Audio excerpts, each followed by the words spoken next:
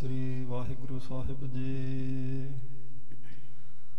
गुरु नानक पाद पंकज बंदन, पाद पंकज बंदन। सिमरौ अंगद दुख निकंदन। श्री अमरदास हृदय नित ध्यावो, हृदय नित ध्यावो। श्री गुरु रामदास गुण गावो। श्री अर्जन विघ्नन के नाशक, विघ्नन के नाशक। श्री हर गोबिंद शुभ सुमत प्रकाशक। श्री हर राय नमो कर जोरी, नमो कर जोरी। श्री हर कृष्ण मनाए बहोरी। गुरु तेग बहादुर परम कृपाला, परम कृपाला। श्री गुरु गोबिंद सिंह विशाला। जिसमें अमृत ज्ञान है, माणक भगत बैराग। श्री गुरु ग्रंथ साहिब उधर, बंदों कर अनुराग। श्री गुरु शब्द कमाए जिन, जीते पंच विकार। तिन संतन को बंदना, सिर चरणन पर तार। एक ओंकारा सतगुरु, तेह प्रसाद सच होए। वाहिगुरु जी की फतेह, विघ्न विनाशन सोए। वाहिगुरु जी की फतेह, विघ्न विनाशन सोए। सतनाम श्री वाहिगुरु साहिब जी। एक दिन बैठे सतगुरु दयालु, आयो गुरदास सो प्रेम विसालु। हाथ जोड़ के बिना बखानी, मोको सिखी दिहो महानी। एक दिन बैठे सतगुरु दयालु। वाहिगुरु जी का खालसा, वाहिगुरु जी की फतेह। सतगुरु साहब जी की साजी नवाजी, परम सन्मानयोग गुरु खालसा साध संगत जी। जगत गुरु सतगुरु श्री गुरु नानक देव साहब जी महाराज, उन्होंने दसे स्वरूप, दसा ही पातशाहियां दे आत्मक जो स्वरूप, जुगो जुग अटल चौबर छत्र तख्त दे मालक, मेहरां दे साईं, करण कारण समर्थ। धन धन सतगुरु श्री गुरु ग्रंथ साहब महाराज सच्चे पातशाह जी की अपार कृपालता हुई। आप वडभागी जना ने गुरु दरबार की हाजरी भरते हुए गुरु सवारियां तो गुरु की बाणी के कीर्तन सरवण किए हैं, लाहा प्राप्त किया है। लड़ीवार गुरु इतिहास की कथा विचों धन धन सतगुरु श्री गुरु रामदास महाराज सच्चे पातशाह जी के पावन पवित्र जीवन के पवित्र कौतक आप जी रोज़ सरवण करते हो जी। जो प्रसंग आपां कल विचारिया सी ते इस विच सतगुरु श्री गुरु रामदास महाराज सच्चे पातशाह जी ने बाबा हंधाल जी की सेवा प्रवान की। उन्होंने पिठ पिछे हथ करके महाराज जी के चरणों ते मत्था टेकिया सी। लंगर का भी अदब रख लिया और महाराज सच्चे पातशाह जी नूं मत्था भी टेकिया गया। यही गल देख के सच्चे पातशाह जी बहुत प्रसन्न होए। आख्या जाओ तुसीं अपने पिंड हुण नाम जपावो, ये प्रचार करो सारे इलाके विच सिੱਖੀ दा। वो चले गए ने, कदे कदे महाराज जी के दर्शन करन भी आउंदे ने संगतां नूं लैके। बहुत शोभा बाबा हंधाल जी ने की। महाराज आप जी एक मेहर की नज़र करके जीव नूं तुसीं ईश्वर विच भेद कर देंदे हो, इन्ने समर्थ हो महाराज जी। इत्थों तक प्रसंग साध संगत जी आपां कल विचारिया सी। आओ अगे जिवें धन गुरु रामदास महाराज सच्चे पातशाह जी कृपा करते हैं। सतगुरु जी का पावन पवित्र जीवन, उन्होंने जीवन की कथा सरवण करिए। ਲਾਹਾ ਪ੍ਰਾਪਤ ਕਰੀਏ, ਮਨਾਂ ਦੀ ਇਕਾਗਰਤਾ ਬਣੇ, ਸਾਡੇ ਹਿਰਦੇ ਵਿੱਚ ਪ੍ਰੇਮ ਸੱਚੇ ਪਾਤਸ਼ਾਹ ਜੀ ਦੇ ਚਰਨਾਂ ਦਾ ਭਰੇ। ਅਸੀਸ ਲਈਏ ਸਤਿਗੁਰੂ ਜੀ ਤੋਂ। ਆਖੋ ਜੀ ਸਤਿਨਾਮ ਸ੍ਰੀ ਵਾਹਿਗੁਰੂ ਸਾਹਿਬ ਜੀ। ਇੱਕ ਦਿਨ ਬੈਠੇ ਸਤਿਗੁਰੂ ਦਇਆਲੂ। ਇੱਕ ਦਿਨ ਸਤਿਗੁਰੂ ਸ੍ਰੀ ਗੁਰੂ ਰਾਮਦਾਸ ਮਹਾਰਾਜ ਸੱਚੇ ਪਾਤਸ਼ਾਹ ਜੋ ਦਇਆ ਦੇ ਘਰ ਹਨ, ਆਪਣੇ ਸਿੰਘਾਸਨ ਤੇ ਬੈਠੇ ਹੋਏ ਸਨ ਜੀ।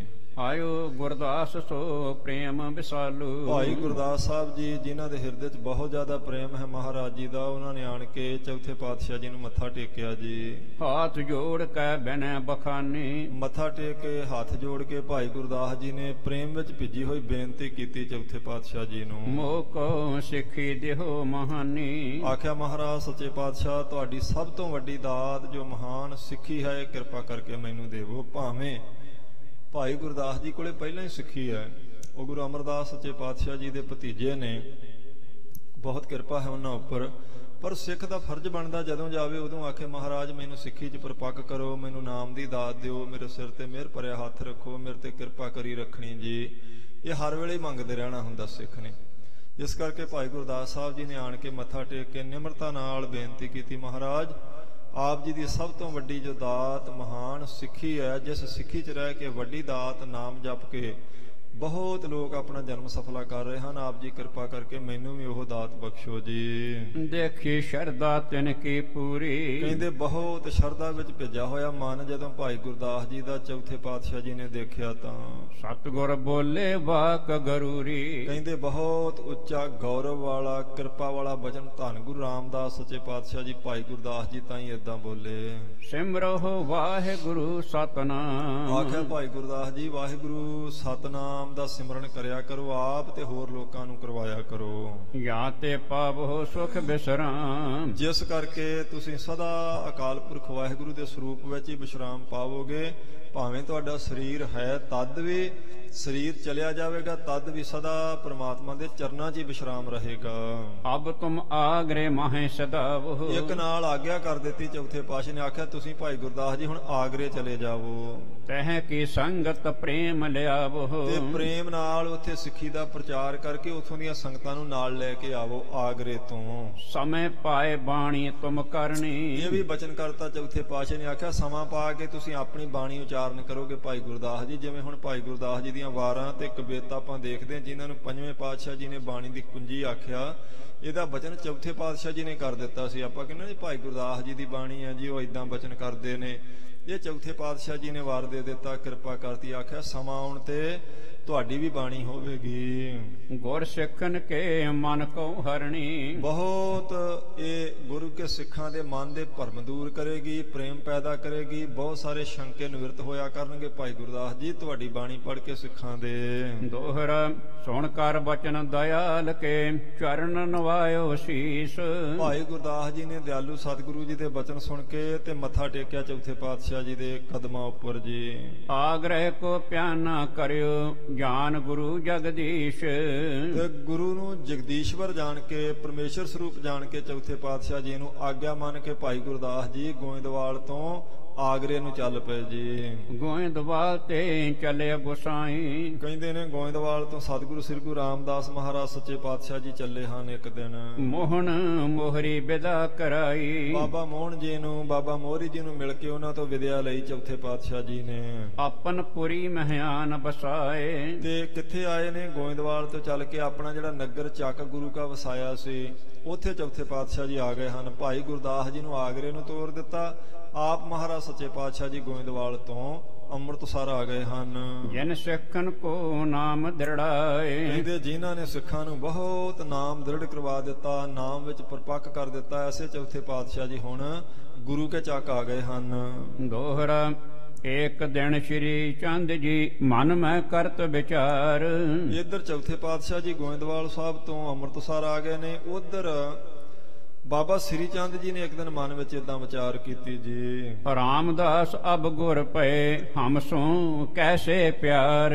ਹੁਣ ਕਰਤਾਰਪੁਰ ਬੈਠੇ ਬਾਬਾ ਸ੍ਰੀ ਚੰਦ ਜੀ ਨੇ ਮਨ 'ਚ ਸੋਚਿਆ ਵੀ ਚੌਥੇ ਪਾਤਸ਼ਾਹ ਗੁਰੂ ਰਾਮਦਾਸ ਸਾਹਿਬ ਜੀ ਇਸ ਵੇਲੇ ਗੁਰਤਾ ਗੱਦੀ ਦੇ ਸਿੰਘਾਸਨ ਤੇ ਗੁਰੂ ਹਨ ਪ੍ਰਗਟ ਰੂਪ ਵਿੱਚ, ਭਲਾ ਸਾਡੇ ਨਾਲ ਕਿੰਨਾ ਕੁ ਪਿਆਰ ਕਰਦੇ ਆ। ਸਾਨੂੰ ਕੀ ਸਮਝਦੇ ਹੋਣਗੇ ਗੁਰੂ ਰਾਮਦਾਸ ਸਾਹਿਬ ਜੀ? ਇਹ ਬਾਬਾ ਸ੍ਰੀ ਚੰਦ ਜੀ ਨੇ ਵਿਚਾਰ ਕੀਤੀ ਜੀ।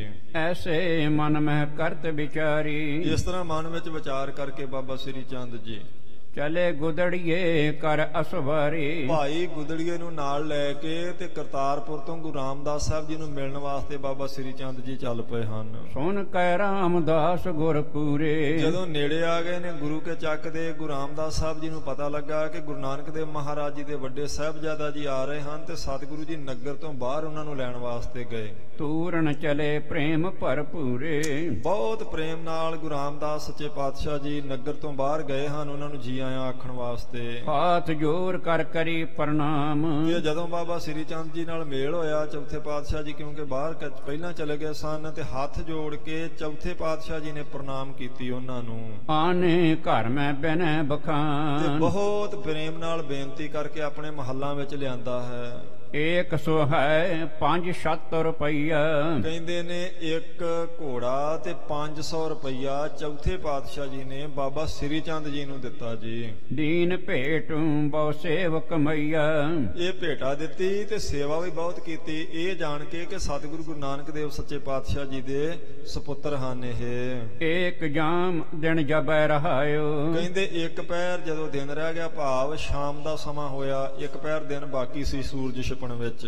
ਆਏ ਰਬਾਬੀ ਕੀਰਤਨ ਗਾਇਓ, ਸ਼ਾਮ ਦਾ ਦੀਵਾਨ ਸੱਜ ਗਿਆ, ਜਿਹੜੇ ਰਬਾਬੀ ਸਿੰਘ ਉਹਨਾਂ ਨੇ ਕੀਰਤਨ ਸ਼ੁਰੂ ਕਰ ਦਿੱਤਾ ਜੀ। ਉੱਚ ਸਥਾਨ ਸ਼੍ਰੀ ਚੰਦ ਬਿਠਾਏ, ਮਹਾਰਾਜ ਆਪ ਤਾਂ ਬੈਠੇ ਸਿੰਘਾਸਨ ਦੇ ਪਰ ਉੱਚੇ ਸਥਾਨ ਤੇ ਬਾਬਾ ਸ੍ਰੀ ਚੰਦ ਜੀ ਨੂੰ ਵੀ ਅਦਬ ਨਾਲ ਬਿਠਾਇਆ ਚੌਥੇ ਪਾਤਸ਼ਾਹ ਜੀ ਨੇ। ਆਪ ਨਿਮਰ ਕਰ ਤਰੇ ਤਕਾਏ, ਕਹਿੰਦੇ ਨੇ ਆਪ ਬਹੁਤ ਨਿਮਰਤਾ ਨਾਲ ਕਹਿ ਕੇ ਉਹਨਾਂ ਨੂੰ ਬਿਠਾਇਆ ਜੀ। ਸ਼੍ਰੀ ਚੰਦ ਬੋਲੇ ਤਤਕਾਲ, ਕਹਿੰਦੇ ਨੇ ਬਾਬਾ ਸ੍ਰੀ ਚੰਦ ਜੀ ਫਿਰ ਬੋਲੇ ਹਨ ਆਪਣੇ ਮੁਖ ਤੋਂ ਏਦਾਂ, ਕਰਤ ਪਰਖਣਾ ਪ੍ਰੇਮ ਦਇਆਲ। ਹਾਂ ਹੁਣ ਦਿਆਲੂ ਸਤਿਗੁਰੂ ਜੀ ਦੀ ਪਰਖ ਕਰਨ ਲੱਗੇ ਬਾਬਾ ਸ੍ਰੀ ਚੰਦ ਜੀ। ਤੇ ਮਹਾਰਾਜ ਤਾਂ ਜਾਣੀ ਜਾਣ ਨੇ ਉਹਨਾਂ ਨੇ ਪਹਿਲਾਂ ਹੀ ਬੜਾ ਸਤਿਕਾਰ ਕੀਤਾ, ਅਦਬ ਕੀਤਾ, ਆਪਣੇ ਬਰਾਬਰ ਬਿਠਾਇਆ, ਭੇਟਾ ਦਿੱਤੀ। ਹਾਲਾਂਕਿ ਭੇਟਾ ਤਾਂ ਗੁਰੂ ਸਾਹਿਬ ਨੂੰ ਦਿੰਦੀਆਂ ਸਾਰੀਆਂ ਸੰਗਤਾਂ, ਪਰ ਮਹਾਰਾਜ ਜੀ ਦਾ ਸਾਹਿਬਜ਼ਾਦਾ ਜਾਣ ਕੇ ਗੁਰੂ ਸਾਹਿਬ ਜੀ ਨੇ ਉਹਨਾਂ ਦਾ ਵੀ ਸਤਿਕਾਰ ਕੀਤਾ। ਹੁਣ ਪਰਖ ਕਰਦਿਆਂ ਹੋਇਆਂ ਬਾਬਾ ਸ੍ਰੀ ਚੰਦ ਜੀ ਨੇ ਏਦਾਂ ਬਚਨ ਕੀਤਾ ਜੀ। ਇਤਨਾ ਦਾੜਾ ਕੈਸ ਵਧਾਇਓ, ਬਾਬਾ ਸ੍ਰੀ ਚੰਦ ਜੀ ਕਹਿਣ ਲੱਗੇ ਚੌਥੇ ਪਾਤਸ਼ਾਹ ਜੀ ਨੂੰ ਵੀ ਪੁਰਖਾ ਇਹ ਦਾੜਾ ਇੰਨਾ ਲੰਮਾ ਕਿਉਂ ਰੱਖਿਆ ਹੋਇਆ? ਚੌਥੇ ਪਾਤਸ਼ਾਹ ਜੀ ਦਾ ਦਾੜਾ ਕਾਫੀ ਲੰਬਾ ਸੀ ਜੀ। ਤੇ ਬਾਬਾ ਸ੍ਰੀ ਚੰਦ ਜੀ ਨੇ ਹੁਣ ਸਵਾਲ ਕੀਤਾ ਪਰਖ ਕਰਨ ਵਾਸਤੇ, ਇਸੇ ਕਰਕੇ ਹੀ ਆਏ ਸੀ ਅਸਲ 'ਚ ਵੀ ਕਿੰਨਾ ਕੁ ਪ੍ਰੇਮ ਭਲਾ ਕਰਦੇ, ਕਿੰਨਾ ਕੁ ਅਦਬ ਕਰਦੇ ਨੇ ਸਾਡਾ। ਹੁਣ ਇਸ ਵੇਲੇ ਸਮਰੱਥ ਗੁਰੂ ਸਾਹਿਬ ਨੇ ਕਹਿਣ ਲੱਗੇ ਪੁਰਖਾ ਦਾੜਾ ਇੰਨਾ ਕਿਉਂ ਵਧਾਇਆ ਹੋਇਆ ਹੈ? ਸੁਣ ਕੇ ਸਤਿਗੁਰ ਭੇ ਨਿਮਰਾਇਓ, ਬਾਬੇ ਸ੍ਰੀ ਚੰਦ ਦੀ ਇਹ ਗੱਲ ਸੁਣ ਕੇ ਚੌਥੇ ਪਾਤਸ਼ਾਹ ਜੀ ਬਹੁਤ ਨਿਮਰਤਾ ਦੇ ਘਰ ਵਿੱਚ ਆਏ ਜੀ। ਦੋਹਰਾ ਚਰਨ ਗਹੇ ਕਰ ਪ੍ਰੇਮ ਸੋ ਪਹੁੰਚੇ ਬਾਰੰਬਾਰ, ਉੱਠ ਕੇ ਆਪਣੇ ਸਿੰਘਾਸਨ ਤੋਂ ਗੁਰੂ ਰਾਮਦਾਸ ਸੱਚੇ ਪਾਤਸ਼ਾਹ ਜੀ ਨੇ ਬਾਬਾ ਸ੍ਰੀ ਚੰਦ ਜੀ ਦੇ ਚਰਨ ਫੜ ਲਏ ਤੇ ਵਾਰ-ਵਾਰ ਉਹਨਾਂ ਨੂੰ ਸਾਫ਼ ਕੀਤਾ। ਇਸ ਹੀ ਹੇਤ ਵਧਾਤ ਭੇ ਸੁਣੀਏ ਗੁਰ ਸੁਤ ਦਇਆਰ। ਆਖਿਆ ਗੁਰੂ ਸਾਹਿਬ ਜੀ ਦੇ ਸਾਹਿਬਜ਼ਾਦੇ ਬਾਬਾ ਸ੍ਰੀ ਚੰਦ ਜੀ ਇਹ ਦਾੜਾ ਆਪ ਜੀ ਵਰਗੇ ਮਹਾਂਪੁਰਸ਼ਾਂ ਦੇ ਚਰਨ ਝਾੜਨ ਵਾਸਤੇ ਵਧਾਇਆ ਹੋਇਆ ਹੈ। ਦੇਖ ਨਿਮਰਤਾ ਗੁਰੂ ਕੇ ਸ਼੍ਰੀ ਚੰਦ ਭਏ ਪ੍ਰਸੰਨ, ਕਹਿੰਦੇ ਗੁਰੂ ਸਾਹਿਬ ਜੀ ਦੀ ਇੰਨੀ ਨਿਮਰਤਾ ਦੇਖ ਕੇ ਪਤਾ ਵੀ ਸੀ ਵੀ ਇਹ ਸਮਰੱਥ ਨੇ, ਤਿੰਨਾਂ ਲੋਕਾਂ ਦੇ ਮਾਲਕ ਨੇ, ਗੁਰੂ ਨਾਨਕ ਪਾਤਸ਼ਾਹ ਜੀ ਦੀ ਜੋਤ ਹੈ, ਫਿਰ ਵੀ ਇੰਨੀ ਨਿਮਰਤਾ ਇਹ ਦੇਖ ਕੇ ਬਾਬਾ ਸ੍ਰੀ ਚੰਦ ਜੀ ਬਹੁਤ ਪ੍ਰਸੰਨ ਹੋਏ। ਅੰਗਦ ਲੀਨੀ ਸੇਵਾ ਕਰ ਤੁਮਰੋ ਪ੍ਰੇਮ ਆਨੰਨ, ਏਦਾਂ ਕਹਿਣ ਲੱਗੇ ਬਾਬਾ ਸ੍ਰੀ ਚੰਦ ਜੀ ਵੀ ਸਾਡੇ ਪਿਤਾ ਸਤਿਗੁਰੂ ਗੁਰੂ ਨਾਨਕ ਦੇਵ ਸਾਹਿਬ ਜੀ ਤੋਂ ਬਸ ਆਹੀ ਨਿਮਰਤਾ ਵਿਖਾਲ ਕੇ ਸੇਵਾ ਕਰਕੇ ਪ੍ਰਸੰਨ ਕਰਕੇ ਉਹਨਾਂ ਨੇ ਗੁਰਤਾ ਗੱਦੀ ਲੈ ਲਈ ਸੀ। ਤੁਮਰੀ ਮਹਿਮਾ ਅਦਕ ਹੈ ਕਹੀਏ ਕਾਹੇ ਬਣਾਏ, ਬਹੁਤ ਵੱਡੀ ਮਹਿਮਾ ਤੁਹਾਡੀ ਗੁਰੂ ਰਾਮਦਾਸ ਸਾਹਿਬ ਜੀ, ਬਹੁਤ ਵੱਡੀ ਤੁਹਾਡੀ ਮਹਿਮਾ ਹੈ, ਕਿੱਥੋਂ ਤੱਕ ਮੈਂ ਕਹਿ ਸਕਦਾ। ਹੁਣ ਏਦਾਂ ਸਿਫਤਾਂ ਕਰਨ ਲੱਗ ਪਏ ਬਾਬਾ ਸ੍ਰੀ ਚੰਦ ਜੀ ਚੌਥੇ ਪਾਤਸ਼ਾਹ ਜੀ ਦੀ ਨਿਮਰਤਾ ਦੇਖ ਕੇ। ਤੁਮਰੇ ਸਰ ਮੈਂ ਜੋ ਮੱਝ ਹੈ ਪਾਪੀ ਭੀ ਗਤ ਪਾਏ, ਹੁਣ ਇੱਕ ਬਚਨ ਕੀਤਾ ਕਹਿਣ ਲੱਗੇ ਜਿਹੜਾ ਤੁਸੀਂ ਸਰੋਵਰ ਦੀ ਇਹ ਖਦਾਈ ਕਰਾ ਰਹੇ ਜੇ ਨਾ, ਇਸ ਸਰੋਵਰ ਵਿੱਚ ਜਿਹੜਾ ਵੀ ਇਸ਼ਨਾਨ ਕਰੇਗਾ ਪਾਪੀਆਂ ਦੀ ਵੀ ਗਤੀ ਹੋ ਜਾਇਆ ਕਰੇਗੀ। ਐਸੇ ਬਚਨ ਕਰਤ ਚਲਤ ਭਏ ਜਹ ਪੁਰ ਸ਼੍ਰੀ ਕਰਤਾਰ, ਇਉਂ ਬਚਨ ਕਰਕੇ ਖੁਸ਼ ਹੋ ਕੇ ਬਾਬਾ ਸ੍ਰੀ ਚੰਦ ਜੀ ਚੱਲ ਪਏ ਨੇ ਇੱਥੋਂ ਚੱਕ ਗੁਰੂ ਕੇ ਤੋਂ ਕਰਤਾਰਪੁਰ ਨੂੰ ਜੀ। ਆਪਣ ਥਾਨ ਸ਼੍ਰੀ ਪ੍ਰਭ ਆਏ ਪਤਿਤ ਉਦਾਹਰਨ ਹਾਰ, ਤੇ ਦੀਵਾਨਾਂ ਦੀ ਸਮਾਪਤੀ ਤੋਂ ਬਾਅਦ ਮਹਾਰਾਜ ਜੀ ਆਪਣੇ ਮਹੱਲਾਂ ਨੂੰ ਆ ਗਏ ਹਨ, ਜਿਹੜੇ ਅਪਵਿੱਤਰਾਂ ਨੂੰ ਵੀ ਪਵਿੱਤਰ ਕਰ ਦੇਣ ਵਾਲੇ ਹਨ, ਜਿਹੜੇ ਸਮਰੱਥ ਅਕਾਲ ਪੁਰਖ ਵਾਹਿਗੁਰੂ ਦਾ ਹੀ ਸਰੂਪ ਹਨ। ਐਸੇ ਚੌਥੇ ਪਾਤਸ਼ਾਹ ਜੀ ਧੰਨੀ ਮਹਾਰਾਜ ਚੌਥੇ ਪਾਤਸ਼ਾਹ ਜੀ ਦੀ ਸਾਧ ਸੰਗਤ ਜੀ ਨਿਮਰਤਾ ਹੈ। ਬਹੁਤ ਸਾਰੇ ਬਚਨ ਮਹਾਰਾਜ ਜੀ ਦੇ ਆਪਾਂ ਨੂੰ ਮਿਲ ਜਾਣਗੇ। ਹਮ ਮੂਰਖ ਮੁਗਧ ਸਰਨਾਗਤੇ ਮਿਲ ਗੋਬਿੰਦ ਰੰਗਾ ਰਾਮ ਰਾਜੇ। ਜਾਂ ਫਿਰ ਕਹਿੰਦੇ ਹਮ ਰੁਲਤੇ ਫਿਰਤੇ ਕੋਈ ਬਾਤ ਨਾ ਪੁੱਛਦਾ ਗੁਰ ਸਤਿਗੁਰ ਸੰਗ ਕੀਰੇ ਹਮ ਥਾਪੇ। ਇੰਨੀ ਨਿਮਰਤਾ ਸਿੰਘਾਸਨ ਤੇ ਬੈਠ ਕੇ ਸੱਚੇ ਪਾਤਸ਼ਾਹ ਕਹਿ ਰਹੇ ਤੀਸਰੇ ਪਾਤਸ਼ਾਹ ਜੀ ਮੈਂ ਤੇ ਰੁਲਦਾ ਫਿਰਦਾ ਸਾਂ, ਮੇਰੀ ਤੇ ਕੋਈ ਬਾਤ ਵੀ ਨਹੀਂ ਸੀ ਪੁੱਛਦਾ, ਤੁਸੀਂ ਕਿਰਪਾ ਕੀਤੀ ਮੇਰੇ ਸਿਰ ਤੇ ਹੱਥ ਮਿਹਰ ਦਾ ਰੱਖ ਕੇ ਮੈਨੂੰ ਇੰਨਾ ਕੁਝ ਬਖਸ਼ ਦਿੱਤਾ। ਨਹੀਂ ਤੇ ਜਦੋਂ ਗੁਰੂ ਬਣ ਗਏ ਸਮਰੱਥ ਨੇ, ਹੁਣ ਪਰਮੇਸ਼ਰ ਸਰੂਪ ਨੇ, ਫਰਕ ਨਹੀਂ ਹੈਗਾ ਉਹਨਾਂ 'ਚ ਤੇ ਪਹਿਲੀਆਂ ਤਿੰਨ ਪਾਤਸ਼ਾਹੀਆਂ ਵਿੱਚ। ਫਿਰ ਵੀ ਇੰਨੀ ਨਿਮਰਤਾ ਗੁਰੂ ਰਾਮਦਾਸ ਸੱਚੇ ਪਾਤਸ਼ਾਹ ਜੀ ਵਿੱਚ ਹੈ, ਜਿਸ ਨੂੰ ਦੇਖ ਕੇ ਬਾਬਾ ਸ੍ਰੀ ਚੰਦ ਜੀ ਪ੍ਰਸੰਨ ਹੋ ਕੇ ਕਹਿਣ ਲੱਗੇ ਬਸ ਆਹੀ ਗੁਣ ਸੀ ਤੁਹਾਡੇ ਵਿੱਚ ਜਿਹੜਾ ਸਾਨੂੰ ਨਹੀਂ ਮਿਲਿਆ, ਇਹ ਵਡਿਆਈ ਸਾਨੂੰ ਨਹੀਂ ਮਿਲੀ, ਤੁਹਾਨੂੰ ਮਿਲ ਗਈ। ਆਹੀ ਗੁਣ ਕਰਕੇ ਗੁਰੂ ਅੰਗਦ ਦੇਵ ਸਾਹਿਬ ਜੀ ਨੂੰ ਮਿਲੀ ਸੀ ਤੇ ਇਸੇ ਕਰਕੇ ਉਹਨਾਂ ਤੋਂ ਤੀਸਰੇ ਪਾਤਸ਼ਾਹ ਜੀ ਨੂੰ ਤੇ ਹੁਣ ਤੁਹਾਡੇ ਕੋਲੇ ਹੈ। ਅਧਿਆਏ ਸਮਾਪਤ। ਦੋਹਰਾ। ਸਤਿਗੁਰ ਸਰਬ ਅਤੀਤ ਨਿਤ ਕਰਮਨ ਤੇ ਨਿਰਲੇਪ। ਧੰਨ ਗੁਰੂ ਰਾਮਦਾਸ ਸੱਚੇ ਪਾਤਸ਼ਾਹ ਜੀ ਜਿਨ੍ਹਾਂ ਨੂੰ ਸੰਸਾਰੀ ਕਰਮਾਂ ਦਾ ਕਦੀ ਵੀ ਲਿਪਾਏ ਮਾਨਗੀ ਨਹੀਂ ਹੁੰਦੀ, ਮਹਾਰਾਜ ਸੱਚੇ ਪਾਤਸ਼ਾਹ ਜੀ ਸੰਸਾਰਕ ਕਰਮਾਂ ਤੋਂ ਨਿਰਲੇਪ ਹਨ। ਐਸੇ ਚੌਥੇ ਪਾਤਸ਼ਾਹ ਜੀ ਮਾਇਆ ਕੇ ਦੁੱਖ ਸੁਖ ਜਿਤੇ ਕਰ ਨ ਸਕੇ ਵਖੇਪ। ਜਿੰਨੇ ਮਾਇਆ ਦੇ ਦੁੱਖ ਸੁੱਖ ਨੇ ਇਹ ਸੱਚੇ ਪਾਤਸ਼ਾਹ ਜੀ ਨੂੰ ਵਖੇਪ ਨਹੀਂ ਕਰ ਸਕਦੇ, ਉਹਨਾਂ ਦੀ ਸਮਾਧੀ ਨੂੰ, ਉਹਨਾਂ ਦੇ ਰਸ ਨੂੰ ਉਥਾਨ ਨਹੀਂ ਕਰ ਸਕਦੇ। ਕਿਉਂ? ਕਿਉਂਕਿ ਸੰਸਾਰਕ ਕਰਮਾਂ ਤੋਂ ਸੱਚੇ ਪਾਤਸ਼ਾਹ ਜੀ ਨਿਰਲੇਪ ਹਨ। ਮਹਾਰਾਜ ਤਾਂ ਨਿਰਲੇਪ ਹੋਣੇ ਹੀ ਨੇ ਕਿਉਂਕਿ ਉਹ ਆਪ ਪਰਮੇਸ਼ਰ ਸਰੂਪ ਨੇ। ਮਹਾਰਾਜ ਤਾਂ ਜਿਸ ਉੱਤੇ ਮਿਹਰ ਦੀ ਨਜ਼ਰ ਪਾ ਦੇਣਗੇ ਸਾਧ ਸੰਗਤ ਜੀ ਉਹਨੂੰ ਵੀ ਸੰਸਾਰਕ ਕਰਮਾਂ ਤੋਂ ਨਿਰਲੇਪ ਕਰ ਦਿੰਦੇ ਹਨ। ਹੁਣ ਸਤਿਗੁਰ ਬੈਠੇ ਦਿਨ ਇੱਕ ਦਿਨ ਸਤਿਗੁਰੂ ਰਾਮਦਾਸ ਸੱਚੇ ਪਾਤਸ਼ਾਹ ਜੀ ਆਪਣੇ ਸਿੰਘਾਸਨ ਤੇ ਬੈਠੇ ਹੋਏ ਸਨ। ਸਿੱਖ ਚਾਹੁੰਦੇ ਜੋ ਚਾਹਤ ਵਿਵੇਕ। ਤੇ ਚਾਰ ਚਫੇਰੇ ਸਿੱਖ ਸੰਗਤਾਂ ਬੈਠੀਆਂ ਸਨ ਜਿਹੜੇ ਮਹਾਰਾਜ ਜੀ ਤੋਂ ਵਿਵੇਕ ਚਾਹੁੰਦੇ ਸਨ, ਗਿਆਨ ਚਾਹੁੰਦੇ ਸਨ, ਆਪਣੇ ਭਲੇ ਦਾ ਉਪਦੇਸ਼ ਚਾਹੁੰਦੇ ਸਨ ਜੀ। ਸੁਣ ਕੇ ਅਬਿਲਾਖਾ ਅਨੁਮਾਨ। ਕਹਿੰਦੇ ਨੇ ਉਹਨਾਂ ਸਿੱਖਾਂ ਨੇ ਬੇਨਤੀ ਕੀਤੀ ਮਹਾਰਾਜ ਸਾਡੇ ਭਲੇ ਦਾ ਉਪਦੇਸ਼ ਦਿਓ, ਤੇ ਉਹਨਾਂ ਦੇ ਮਨ ਦੀ ਅਭਿਲਾਸ਼ਾ ਜਾਣ ਕੇ ਧੰਨ ਗੁਰੂ ਰਾਮਦਾਸ ਸੱਚੇ ਪਾਤਸ਼ਾਹ ਜੀ ਏਦਾਂ ਕਹਿਣ ਲੱਗੇ ਗੁਰ ਕੇ ਬਾਕ ਦੇਤ ਕਲਿਆਣ। ਮਹਾਰਾਜ ਸੱਚੇ ਪਾਤਸ਼ਾਹ ਜੀ ਦੇ ਬਚਨ ਕਲਿਆਣ ਕਰਨ ਵਾਲੇ ਨੇ, ਉਹ ਕਲਿਆਣਕਾਰੀ ਬਚਨ ਚੌਥੇ ਪਾਤਸ਼ਾਹ ਜੀ ਉਹਨਾਂ ਸਿੱਖਾਂ ਨੂੰ ਕਹਿਣ ਲੱਗੇ ਹਨ। ਸੁਣੋ ਸਿੱਖ ਤੁਮ ਮੋਹ ਕਉ ਪਿਆਰੇ। ਮਹਾਰਾਜ ਨੇ ਆਖਿਆ ਸੁਣੋ ਸਿੱਖੋ ਗੁਰਮੁਖੋ ਤੁਸੀਂ ਮੈਨੂੰ ਬਹੁਤ ਪਿਆਰੇ ਹੋ। ਮਾਨੁਖ ਜਨਮ ਦੁਰਲਭ ਕੋ ਧਾਰੇ। ਇਹ ਜਿਹੜਾ ਮਨੁੱਖਾ ਜਨਮ ਮਿਲਿਆ ਨਾ ਬਹੁਤ ਦੁਰਲਭ ਹੈ, ਬਹੁਤ ਦੁਰਲਭ ਹੈ। ਹਰ ਸਿਮਰਨ ਬਿਰਥਾ ਨਾ ਖੋਵੋ। ਤੇ ਪਰ ਹਰੀ ਦੇ ਸਿਮਰਨ ਤੋਂ ਬਿਨਾਂ ਇਹ ਵਿਅਰਥ ਚਲਿਆ ਜਾਂਦਾ। ਇਸ ਕਰਕੇ ਇਸ ਇੰਨੇ ਕੀਮਤੀ ਮਨੁੱਖਾ ਜਨਮ ਨੂੰ ਵਿਅਰਥ ਨਹੀਂ ਤੁਸੀਂ ਗਵਾਉਣਾ, ਤੁਸੀਂ ਮੈਨੂੰ ਬਹੁਤ ਪਿਆਰੇ ਹੋ। ਕਬੀਰ ਸਾਹਿਬ ਜੀ ਨੇ ਆਖਿਆ ਨਾ ਕਬੀਰ ਮਾਨਸ ਜਨਮ ਦੁਲੰਭ ਹੈ ਹੋਏ ਨਾ ਬਾਰਿਆ ਬਾਰ, ਜੇ ਬਾਨ ਫਲ ਪਾ ਕੇ ਭੁਇਗ ਰਹਿ ਬਹੁਰ ਨਾ ਲੱਗ ਹੈ ਡਾਰ। ਫਿਰ ਚੌਥੇ ਪਾਤਸ਼ਾਹੀ ਦੇ ਬਚਨ ਨੇ ਜਿਨੀ ਐਸਾ ਹਰ ਨਾਮ ਨਾ ਚੇਤੇ ਉਸੇ ਕਾਹੇ ਜਾ ਗਾਏ ਰਾਮ ਰਾਜੇ। ਇਹੋ ਮਾਨਸ ਜਨਮ ਦੁਲੰਭ ਹੈ ਨਾਮ ਬਿਨਾ ਬਿਰਥਾ ਸਭ ਜਾਏ। ਕਹਿੰਦੇ ਬਹੁਤ ਕੀਮਤੀ ਜਨਮ ਹੈ ਇਹ, ਬਹੁਤ ਦੁਰਲਭ ਜਨਮ ਹੈ, ਭਾਗਾਂ ਨਾਲ ਮਿਲਦਾ। ਤੁਮਰੀ ਕਿਰਪਾ ਤੇ ਮਾਨੁਖ ਦੇਹ ਪਾਈ ਹੈ। ਤੇ ਚੌਥੇ ਪਾਤਸ਼ਾਹੀ ਨੇ ਬਚਨ ਕੀਤਾ ਗੁਰਮੁਖੋ ਇਹਨੂੰ ਦੁਰਲਭ ਜਨਮ ਨੂੰ ਵਿਅਰਥ ਨਾ ਗਵਾਵੋ। ਪਰਮਾਤਮਾ ਦੇ ਨਾਮ ਤੋਂ ਬਿਨਾਂ ਕੌਡੀ ਮੁੱਲ ਨਹੀਂ ਇਹਦਾ ਪੈਂਦਾ। ਜਿੰਨੀਆਂ ਮਰਜ਼ੀ ਚਲਾਕੀਆਂ ਹੋਣ ਬੰਦੇ ਚ, ਚੁਸਤੀਆਂ ਹੋਣ, ਹੇਰਾ ਫੇਰੀਆਂ, ਅਕਲ ਦੀ ਤੇਜ਼ੀ ਹੋਵੇ, ਪਰ ਨਾਮ ਤੋਂ ਬਿਨਾਂ ਕੋਈ ਮੁੱਲ ਨਹੀਂ ਪੈਣਾ ਇੱਕ ਕੌਡੀ ਵੀ ਇਹਦਾ। ਇਸ ਕਰਕੇ ਆਖਿਆ ਤੁਸੀਂ ਬੜੇ ਪਿਆਰੇ ਸਿੱਖ ਜੇ ਮੇਰੇ, ਇਹ ਸਾਡਾ ਬਚਨ ਚੇਤੇ ਰੱਖਿਓ, ਬੜਾ ਕੀਮਤੀ ਮਨੁੱਖਾ ਜਨਮ ਹੈ, ਨਾਮ ਤੋਂ ਬਿਨਾਂ ਇਹਨੂੰ ਵਿਅਰਥ ਨਹੀਂ ਗਵਾਉਣਾ। ਨਰਕ ਸੁਰਗ ਨਹਿ ਪੁਨ ਪੁਨ ਜੋਬੋ। ਆਖਿਆ ਇਹ ਨਾਮ ਤੋਂ ਬਿਨਾਂ ਕੀਮਤੀ ਜਨਮ ਵਿਅਰਥ ਗਵਾ ਕੇ ਵਾਰ-ਵਾਰ ਨਰਕਾਂ ਸੁਰਗਾਂ 'ਚ ਜਾਣ ਦੀ ਜ਼ਰੂਰਤ ਨਹੀਂ ਹੁੰਦੀ। ਹਰਟ ਟਿੰਡ ਜੋ ਆਵਣ ਜਾਨ। ਜਿਵੇਂ ਖੂਹ ਦੀਆਂ ਟਿੰਡਾਂ ਕਦੀ ਉੱਪਰ ਆ ਜਾਂਦੀਆਂ ਕਦੀ ਥੱਲੇ ਚਲੀਆਂ ਜਾਂਦੀਆਂ ਹਨ। ਊਚ ਨੀਚ ਥਲ ਕਰਨ ਪਿਆਨ। ਬਸ ਇਸੇ ਤਰ੍ਹਾਂ ਕਹਿੰਦੇ ਕਦੀ ਪਾਪ ਕਰ ਲਿਆ, ਕਦੀ ਪੁੰਨ ਕਰ ਲਿਆ, ਕਦੀ ਨਰਕਾਂ 'ਚ ਚਲ ਗਏ, ਕਦੀ ਸਵਰਗਾਂ 'ਚ ਚਲ ਗਏ। ਪਰ ਸਾਡੇ ਸਿੱਖ ਜੇ ਤੁਸੀਂ, ਅਸੀਂ ਤੁਹਾਨੂੰ ਨਰਕਾਂ ਸਵਰਗਾਂ ਤੋਂ ਉੱਪਰ ਲੈ ਕੇ ਜਾਣਾ ਹੈ। ਸਤਨਾਮ ਤੁਮ ਹਿਰਦੈ ਵਸਾਵੋ। ਇਸ ਕਰਕੇ ਸਤਨਾਮ ਆਪਣੇ ਹਿਰਦੇ ਵਿੱਚ ਵਸਾਓ ਗੁਰਮੁਖੋ, ਬੜਾ ਕੀਮਤੀ ਸਮਾਂ ਹੈ ਇਹ। ਮਨ ਕੇ ਸਗਲ ਵਿਕਾਰ ਨਿਸਾਬੋ। ਜਿਸ ਨਾਮ ਨੂੰ ਹਿਰਦੇ 'ਚ ਟਿਕਾਉਣ ਕਰਕੇ ਮਨ ਦੇ ਸਾਰੇ ਵਿਕਾਰ, ਮਨ ਦੇ ਸਾਰੇ ਦਵੰਦਵਾਦ ਖਤਮ ਹੋ ਜਾਂਦੇ ਹਨ।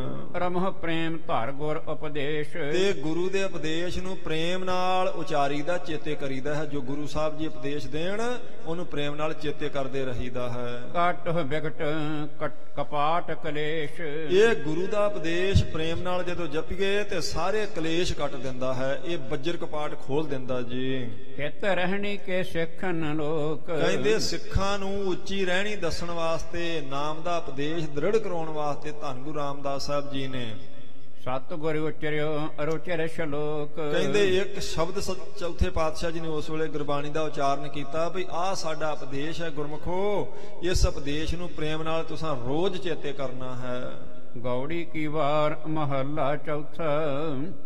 ਗੁਰ ਸਤਿਗੁਰ ਕਾ ਜੋ ਸਿੱਖ ਆਖਾਏ, ਸੋ ਭੜ ਕੇ ਉਠ ਹਰ ਨਾਮ ਧਿਆਵੈ। ਗੌੜੀ ਰਾਗ ਦਾ ਸਾਧ ਸੰਗਤ ਜੀ ਸ਼ਲੋਕ ਹੈ ਚੌਥੇ ਪਾਤਸ਼ਾਹ ਜੀ ਦਾ। ਉਸ ਵੇਲੇ ਮਹਾਰਾਜ ਜੀ ਨੇ ਭਲਾ ਕਰਨ ਵਾਸਤੇ ਉਹਨਾਂ ਸਿੱਖਾਂ ਨੂੰ ਦਿੱਤਾ, ਔਰ ਇਹ ਸਾਰਿਆਂ ਵਾਸਤੇ ਹੈ, ਸਿਰਫ ਉਹਨਾਂ ਵਾਸਤੇ ਨਹੀਂ ਸੀ। ਪਰਥਾਏ ਸਾਖੀ ਮਹਾਂਪੁਰਖ ਬੋਲਦੇ ਸਾਂਝੀ ਸਗਲ ਜਹਾਨੇ, ਗੁਰੂ ਸਾਹਿਬ ਜੀ ਦਾ ਬਚਨ ਹੁੰਦਾ। ਕਿਸੇ ਪਰਥਾਏ ਵੀ ਉਪਦੇਸ਼ ਦੇ ਦਿੱਤਾ ਉਹ ਸਾਰਿਆਂ ਲਈ ਸਾਂਝਾ ਹੁੰਦਾ। ਹੁਣ ਚੌਥੇ ਪਾਤਸ਼ਾਹ ਜੀ ਨੇ ਕਿਰਪਾ ਕੀਤੀ, ਗੁਰ ਸਤਿਗੁਰ ਕਾ ਜੋ ਸਿੱਖ ਅਖਾਏ, ਸੋ ਭਲਕੇ ਉੱਠ ਹਰ ਨਾਮ ਧਿਆਵੇ। ਜਿਹੜਾ ਆਪਣੇ ਆਪ ਨੂੰ ਗੁਰੂ ਦਾ ਸਿੱਖ ਖਵਾਉਂਦਾ ਹੈ, ਉਹ ਸਵੇਰੇ ਉੱਠ ਕੇ ਨਾਮ ਜ਼ਰੂਰ ਜਪੇ। ਭਲਕੇ ਦਾ ਅਰਥ ਹੁੰਦਾ ਸਵੇਰੇ ਸਵੇਰੇ, ਚਿੜੀ ਚੌਕੀ ਪੋ ਫੁੱਟੀ ਜਾਂ ਚੌਥੇ ਪੈਰ ਸੁਬਾਹ ਕੈ ਸੁਰਤਿਆਂ ਉਪਜੈ। ਚਾਓ ਬਾਬਾ ਫਰੀਦ ਜੀ ਕਹਿੰਦੇ ਨੇ, ਫਰੀਦਾ ਪਿਛਲੇ ਰਾਤ ਨਾ ਜਾਗਿਓ। ਪਿਛਲਾ ਪਹਿਰ ਜਿਹੜਾ ਰਾਤ ਦਾ ਹੁੰਦਾ ਨਾ ਗੁਰਮੁਖੋ, ਉਸ ਵੇਲੇ ਉੱਠ ਕੇ ਜ਼ਰੂਰ ਵਾਹਿਗੁਰੂ ਵਾਹਿਗੁਰੂ ਕਰੇ, ਜਿਹੜਾ ਸਾਡਾ ਸਿੱਖ ਖਵਾਉਂਦਾ ਹੈ। ਉਦਮ ਕਰੇ ਭੜ ਕੇ ਪ੍ਰਭਾਤੀ। ਹਾਂ, ਪ੍ਰਭਾਤ ਵੇਲੇ ਉੱਠ ਕੇ ਤੇ ਉਦਮ ਕਰੇ, ਕਿਉਂਕਿ ਉਦਮ ਤੋਂ ਬਿਨਾਂ ਸਾਧ ਸੰਗਤ ਜੀ ਨਾ ਤਾਂ ਰਜਾਈ ਛੱਡੀ ਜਾਂਦੀ ਜੇ, ਨਾ ਇਸ਼ਨਾਨ ਕਰਨ ਨੂੰ ਮਨ ਕਰਦਾ। ਨਿਤਨੇਮ ਤਾਂ ਕਰਨਾ ਹੀ ਕੀ ਹੁੰਦਾ ਜੇ ਉਦਮ ਹੀ ਨਾ ਕਰੇ। ਇਸ ਲਈ ਆਖਿਆ ਉਦਮ ਕਰਨਾ, ਯਤਨ ਕਰਿਓ, ਕੋਸ਼ਿਸ਼ ਕਰਕੇ ਖੇਚਲ ਕਰਕੇ ਉੱਠ ਪੈਣਾ, ਫਿਰ ਇਸ਼ਨਾਨ ਕਰਨਾ, ਫਿਰ ਅੱਗੇ ਪਰਮੇਸ਼ਰ ਨੂੰ ਚੇਤੇ ਕਰਨਾ ਹੈ ਅੰਮ੍ਰਿਤ ਵੇਲੇ ਉੱਠ ਕੇ। ਤੇ ਜੇ ਆਪਾਂ ਇਹ ਹੀ ਆਖੀ ਜਾਈਏ, ਆਪਣਾ ਉੱਠਣ ਨੂੰ ਮਨ ਨਾ ਕਰੇ, ਤੇ ਆਖੀਏ ਜੀ ਅੰਮ੍ਰਿਤ ਵੇਲੇ ਹੀ ਹੁੰਦੇ ਸਾਰੇ, ਜਦ ਪਰਮੇਸ਼ਰ ਨੇ ਦੁਪਹਿਰ ਬਣਾਈ, ਪਰਮੇਸ਼ਰ ਨੇ ਸ਼ਾਮਾਂ ਬਣਾਈਆਂ, ਤੇ ਫਿਰ ਇੱਕ ਵੇਲਾ ਅੰਮ੍ਰਿਤ ਵੇਲਾ ਕਿਵੇਂ ਹੋ ਗਿਆ? ਸਾਰੇ ਹਾਂ, ਸਾਰਾ ਕੁਝ ਪਰਮੇਸ਼ਰ ਨੇ ਬਣਾਇਆ। ਇਹ ਜਾਮੂ ਵੀ ਪਰਮੇਸ਼ਰ ਨੇ ਬਣਾਏ, ਧਰਮ ਰਾਜਾ ਵੀ ਪਰਮੇਸ਼ਰ ਨੇ ਬਣਾਇਆ, ਮਨੁੱਖਾ ਸਰੀਰ ਵੀ ਪਰਮੇਸ਼ਰ ਨੇ ਬਣਾਇਆ, ਪਸ਼ੂ ਵੀ ਪਰਮੇਸ਼ਰ ਨੇ ਪੈਦਾ ਕੀਤੇ। ਪਰ ਫਰਕ ਹੈ ਨਾ, ਪਸ਼ੂ ਆਪਣੀ ਥਾਂ ਤੇ ਨੇ, 184 ਜੋਨ ਸਬਾਈ ਮਾਨਸ ਕੋ ਪ੍ਰਭ ਦੀ ਵਡਿਆਈ। ਜਿਹੜੀ ਵਡਿਆਈ ਮਨੁੱਖ ਨੂੰ ਦਿੱਤੀ, ਪਸ਼ੂਆਂ ਨੂੰ ਥੋੜ੍ਹਾ ਮਿਲੀ ਹੈ। ਬਣਾਇਆ ਤਾਂ ਸਾਰਾ ਕੁਝ ਪਰਮੇਸ਼ਰ ਨੇ। ਇਸ ਕਰਕੇ ਬਹਾਨੇਬਾਜ਼ੀ ਨਹੀਂ ਕਰਨੀ ਚਾਹੀਦੀ। ਨਹੀਂ ਅੰਮ੍ਰਿਤ ਵੇਲੇ ਉੱਠਣ ਨੂੰ ਜੀ ਕਰਦਾ ਤਾਂ ਉਹਨੂੰ ਉਹ ਰੱਦ ਹੀ ਕਰਨਾ ਸ਼ੁਰੂ ਕਰ ਦਿੰਦੇ, ਕਹਿੰਦੇ ਹੁੰਦਾ ਹੀ ਨਹੀਂ ਅੰਮ੍ਰਿਤ ਵੇਲਾ। ਏਦਾਂ ਨਹੀਂ ਗੁਰਮੁਖੋ, ਅੰਮ੍ਰਿਤ ਵੇਲਾ ਹੀ ਹੈ। ਅੰਮ੍ਰਿਤ ਵੇਲਾ ਸੱਚ ਨਾਉ ਵਡਿਆਈ ਵਿਚਾਰ। ਕਮਾਲ ਹੀ ਹੁੰਦੀ ਉਸ ਵੇਲੇ ਦੀ। ਆਪਾਂ ਨੂੰ ਪਤਾ ਲੱਗ ਜਾਂਦਾ, ਤੁਸੀਂ ਦੁਪਹਿਰੇ ਨਿਤਨੇਮ ਕਰੋ ਤੇ ਅੰਮ੍ਰਿਤ ਵੇਲੇ ਉੱਠ ਕੇ ਕਰੋ, ਜ਼ਮੀਨ ਅਸਮਾਨ ਦਾ ਫਰਕ ਹੈ। ਹਾਲਾਂਕਿ ਜਦੋਂ ਸਮਾਂ ਲੱਗੇ ਕਰ ਲੈਣਾ ਚਾਹੀਦਾ। ਇਹ ਨਾ ਆਖੇ ਵੀ ਹੁਣ ਉਦੋਂ ਨਹੀਂ ਕਰ ਸਕਿਆ ਤੇ ਬਾਕੀ ਦਿਨ ਛੱਡਣਾ ਨਹੀਂ, ਪਰ ਉਸ ਵੇਲੇ ਦੀ ਮਹਾਨਤਾ ਮਹਾਰਾਜ ਕਹਿੰਦੇ ਨੇ, ਉਦਮ ਕਰੇ ਭਲਕੇ ਪ੍ਰਭਾਤੀ। ਉਦਮ ਤੋਂ ਬਿਨਾ ਔਖਾ ਕੰਮ ਹੈ ਉੱਠ ਕੇ ਇਸ਼ਨਾਨ ਕਰਕੇ ਜਪਣਾ। ਇਸ ਲਈ ਕਹਿੰਦੇ ਸਿੱਖ ਸਾਡਾ ਅਖਵਾਉਂਦਾ ਨਾ ਜਿਹੜਾ, ਉਹ ਉਦਮ ਕਰਕੇ ਉੱਠ ਪਵੇ ਪ੍ਰਭਾਤ ਵੇਲੇ। ਇਸ਼ਨਾਨ ਕਰੇ ਅੰਮ੍ਰਿਤਸਰ ਨਹਾਵੇ। ਇਸ਼ਨਾਨ ਕਰੇ ਤੇ ਫਿਰ ਅੰਮ੍ਰਿਤ ਦਾ ਸਰੋਵਰ ਜੋ ਸੰਗਤ ਹੈ, ਨਾਮ ਹੈ, ਉਸ ਨਾਮ ਜਲ ਵਿੱਚ ਆਪਣੇ ਮਨ ਦਾ ਇਸ਼ਨਾਨ ਕਰਵਾਵੇ, ਪਾਣੀ ਨਾਲ ਤਨ ਦਾ ਇਸ਼ਨਾਨ ਕਰਵਾਵੇ। ਪ੍ਰਤੱਖ ਰੂਪ ਵਿੱਚ ਵੀ ਜਿਹੜੇ ਅੰਮ੍ਰਿਤਸਰ ਦੇ ਨੇੜੇ ਰਹਿੰਦੇ ਨੇ, ਉਹ ਆਪਣੇ ਘਰੋਂ ਇਸ਼ਨਾਨ ਪਾਣੀ ਕਰਕੇ ਤੇ ਜਦੋਂ ਸਮਾਂ ਲੱਗੇ ਗੁਰੂ ਕੇ ਸਰੋਵਰ ਵਿੱਚ ਵੀ ਇਸ਼ਨਾਨ ਕਰਨ ਜ਼ਰੂਰ। ਉਪਦੇਸ਼ ਗੁਰੂ ਹਰ ਹਰ ਜਪ ਜਪ। ਗੁਰੂ ਦਾ ਉਪਦੇਸ਼ ਹੈ ਕਿ ਹਰੀ ਹਰੀ ਜਪੇ, ਰਾਮ ਰਾਮ ਜਪੇ, ਵਾਹਿਗੁਰੂ ਵਾਹਿਗੁਰੂ ਜਪੇ। ਇਹ ਉਪਦੇਸ਼ ਹੈ। ਸਭ ਕਿਲ ਵਿਖ ਪਾਪ ਦੋਖ ਲਹਿ ਜਾਵੇ। ਇਹਦੇ ਨਾਲ ਕੀ ਹੋਵੇਗਾ? ਮਹਾਰਾਜ ਕਹਿੰਦੇ ਜਦੋਂ ਜਪਣ ਲੱਗ ਪਓਗੇ ਗੁਰਮੁਖੋ, ਸਾਰੇ ਪਾਪ ਕੱਟੇ ਜਾਣਗੇ। ਕਿਲ ਵਿਖ ਕਹਿੰਦੇ 4 ਬੱਜਰ ਪਾਪਾਂ ਨੂੰ, ਵੱਡਿਆਂ ਪਾਪਾਂ ਨੂੰ, ਜਿਹਨੂੰ ਮਹਾਰਾਜ ਜੀ ਨੇ ਆਖਿਆ ਅਣਚਾਰੀ ਕਾ ਧਾਨ, ਗਊ ਮਾਰ ਦੇਣੀ, ਜਿਹੜਾ ਯੋਗ ਤੇ ਅਯੋਗ ਦੇਖ ਕੇ ਨਾ ਖਾਣਾ, ਜੋ ਮਿਲ ਗਿਆ ਐਵੇਂ ਖਾਈ ਜਾਣਾ ਜਿੱਥੋਂ ਮਰਜੀ, ਭਾਖਾ ਭਖਿਆ ਜਿਹਨੂੰ ਮਹਾਰਾਜ ਜੀ ਕਹਿੰਦੇ ਨੇ। ਇਸੇ ਤਰ੍ਹਾਂ ਬੇਕਸੂਰ ਨੂੰ ਮਾਰ ਦੇਣਾ, ਇਹ ਕੁਝ ਵੱਡੇ ਪਾਪ ਮੰਨੇ ਗਏ ਨੇ। ਕਹਿੰਦੇ ਇਹ ਪਾਪ ਸਾਰੇ ਉਤਰ ਜਾਂਦੇ, ਦੋਸ਼ ਸਾਰੇ ਉਤਰ ਜਾਂਦੇ ਪਰਮੇਸ਼ਰ ਦਾ ਨਾਮ ਜਪਣ ਕਰਕੇ। ਘੋਰ ਦੁਖਿਅੰ ਅਨਕ ਹਤਿਅੰ ਜਨਮ ਦਰਿਦਰੰ ਮਹਾ ਵਿਖਿਆਦੰ ਮਿਟੰਤ ਸਗਲ ਸਿਮਰੰਤ ਹਰ ਨਾਮ ਨਾਨਕ ਜੈਸੇ ਪਾਵਕ ਕਾਸ਼ਟ ਪਸਮੰ ਕਰੋਤ। ਕਹਿੰਦੇ ਨਾਮ ਦੀ ਇੰਨੀ ਬਰਕਤ ਹੈ, ਵੱਡੇ ਵੱਡੇ ਪਾਪ ਕੱਟੇ ਜਾਂਦੇ ਨੇ ਗੁਰਮੁਖੋ। ਇਹ ਮਨ ਨੂੰ ਪਵਿੱਤਰ ਕਰ ਦਿੰਦਾ ਹੈ ਪਰਮੇਸ਼ਰ ਦਾ ਨਾਮ। ਇਸ ਕਰਕੇ ਇਹ ਜਪੋ ਜੀ। ਫਿਰ ਚੜ੍ਹੇ ਦਿਵਸ ਗੁਰਬਾਣੀ ਗਾਵੇ। ਤੇ ਫਿਰ ਜਦੋਂ ਦਿਨ ਚੜ੍ਹਨ ਵਾਲਾ ਹੋ ਜਾਵੇ ਉਸ ਵੇਲੇ ਗੁਰਬਾਣੀ ਗਾਵੇ। ਫਿਰ ਚੜ੍ਹੇ ਦਿਵਸ ਗੁਰਬਾਣੀ ਗਾਵੇ। ਇਵੇਂ ਵੀ ਆਪਾਂ ਅਰਥ ਕਰ ਸਕਦੇ ਹਾਂ ਭਈ ਦਿਨ ਚੜ੍ਹਦੇ ਤੱਕ ਫਿਰ ਗੁਰਬਾਣੀ ਗਾਵੇ। ਸਵੇਰੇ ਉੱਠੇ ਇਸ਼ਨਾਨ ਕਰੇ, ਵਾਹਿਗੁਰੂ ਵਾਹਿਗੁਰੂ ਕਰੇ ਤੇ ਫਿਰ ਗੁਰੂ ਕੀ ਬਾਣੀ ਪੜ੍ਹੇ ਜ਼ਰੂਰ, ਜਿਹੜਾ ਸਿੱਖ ਖਵਾਉਂਦਾ ਜੀ। ਬਹਿਦਿਆਂ ਉੱਠਦਿਆਂ ਹਰ ਨਾਮ ਧਿਆਵੇ। ਫਿਰ ਬਹਿੰਦਾ ਉੱਠਦਾ ਪਰਮੇਸ਼ਰ ਦਾ ਨਾਮ ਧਿਆਵੇ। ਇਹ ਪਹਿਲਾਂ ਸਵੇਰ ਦੀ ਕਿਰਿਆ ਹੈ। ਉੱਠੇ ਇਸ਼ਨਾਨ ਕਰੇ, ਕੁਝ ਦੇਰ ਵਾਹਿਗੁਰੂ ਵਾਹਿਗੁਰੂ ਜਪੇ, ਫਿਰ ਗੁਰੂ ਕੀ ਬਾਣੀ ਪੜ੍ਹੇ। ਜੇ ਪੜ੍ਹ ਨਹੀਂ ਸਕਦੇ ਤੇ ਸੁਣ ਲਵੇ, ਲਾ ਕੇ ਸੁਣ ਲਵੇ। ਹੁਣ ਅੱਜ ਕੱਲ੍ਹ ਆਪਾਂ ਸੁਣ ਸਕਦੇ ਹਾਂ। ਕਹਿੰਦੇ ਨੇ ਫਿਰ ਇਹ ਗੁਰੂ ਸਾਹਿਬ ਜੀ ਦਾ ਉਪਦੇਸ਼ ਹੈ। ਤੇ ਫਿਰ ਦਿਨੇ ਬਹਿੰਦਿਆਂ ਆਪਣੀ ਧਰਮ ਦੀ ਕਾਰ ਕਰੇ, ਪਰ ਪਰਮੇਸ਼ਰ ਵਿੱਚ ਮਨ ਲਾ ਕੇ ਰੱਖੇ। ਆਪਣੀ ਸੁਰਤੀ ਫਿਰ ਵੀ ਪਰਮੇਸ਼ਰ ਵਿੱਚ ਹੀ ਰੱਖੇ। ਨਿਤ ਉਠ ਗਾਵੋ ਪ੍ਰਭ ਕੀ ਬਾਣੀ।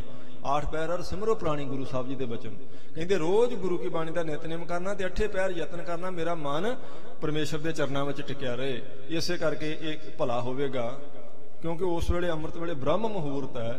ਉਸ ਵੇਲੇ ਉੱਠ ਕੇ ਅਗਰ ਆਪਾਂ ਕੁਝ ਸਮਾਂ ਇਸ ਪਾਸੇ ਲਾ ਲਿਆ ਤੇ ਸੱਚੀ ਗੱਲ ਹੈ ਮੁੜ ਕੇ ਦਿਨੇ ਵੀ ਕੁਝ ਮਨ ਦਾ ਟਿਕਾਅ ਬਣਿਆ ਰਹਿੰਦਾ। ਹਾਲਾਂਕਿ ਸੰਸਾਰ ਚੰਬੜ ਜਾਂਦਾ, ਚਿੰਤਾ ਆ ਜਾਂਦੀ ਹੈ, ਕਈ ਕੁਝ ਕੰਨਾਂ 'ਚ ਪੈਂਦਾ ਰਹਿੰਦਾ, ਪਰ ਫਿਰ ਵੀ ਅੰਮ੍ਰਿਤ ਵੇਲੇ ਦਾ ਉਸ ਵੇਲੇ ਦਾ ਜਪਿਆ ਹੋਇਆ ਸਾਰਾ ਦਿਨ ਕੰਮ ਆਉਂਦਾ, ਕੁਝ ਇਕਾਗਰਤਾ ਬਣੀ ਰਹਿੰਦੀ। ਇਸ ਕਰਕੇ ਕਹਿੰਦੇ ਯਤਨ ਕਰੇ ਵੀ ਫਿਰ ਆਪਣੇ ਧਰਮ ਦੀ ਕਿਰਤ ਕਰਦਿਆਂ ਹੋਇਆਂ ਵੀ ਚਿੱਤ ਜਿਹੜਾ ਉਹ ਪਰਮੇਸ਼ਰ ਵਾਲੇ ਪਾਸੇ ਲੱਗਾ ਰਹੇ ਜੀ। ਬ੍ਰਹਮਣ ਕਹਿ ਲਈ ਘਾਤ ਕੰਜਕਾ, ਅਣਚਾਰੀ ਕਾ ਤਾਨ, ਫਿਟਕ ਫਿਟਕਾ ਕੋੜ ਬਦੀਆਂ, ਸਦਾ ਸਦਾ ਵਧਾਨ।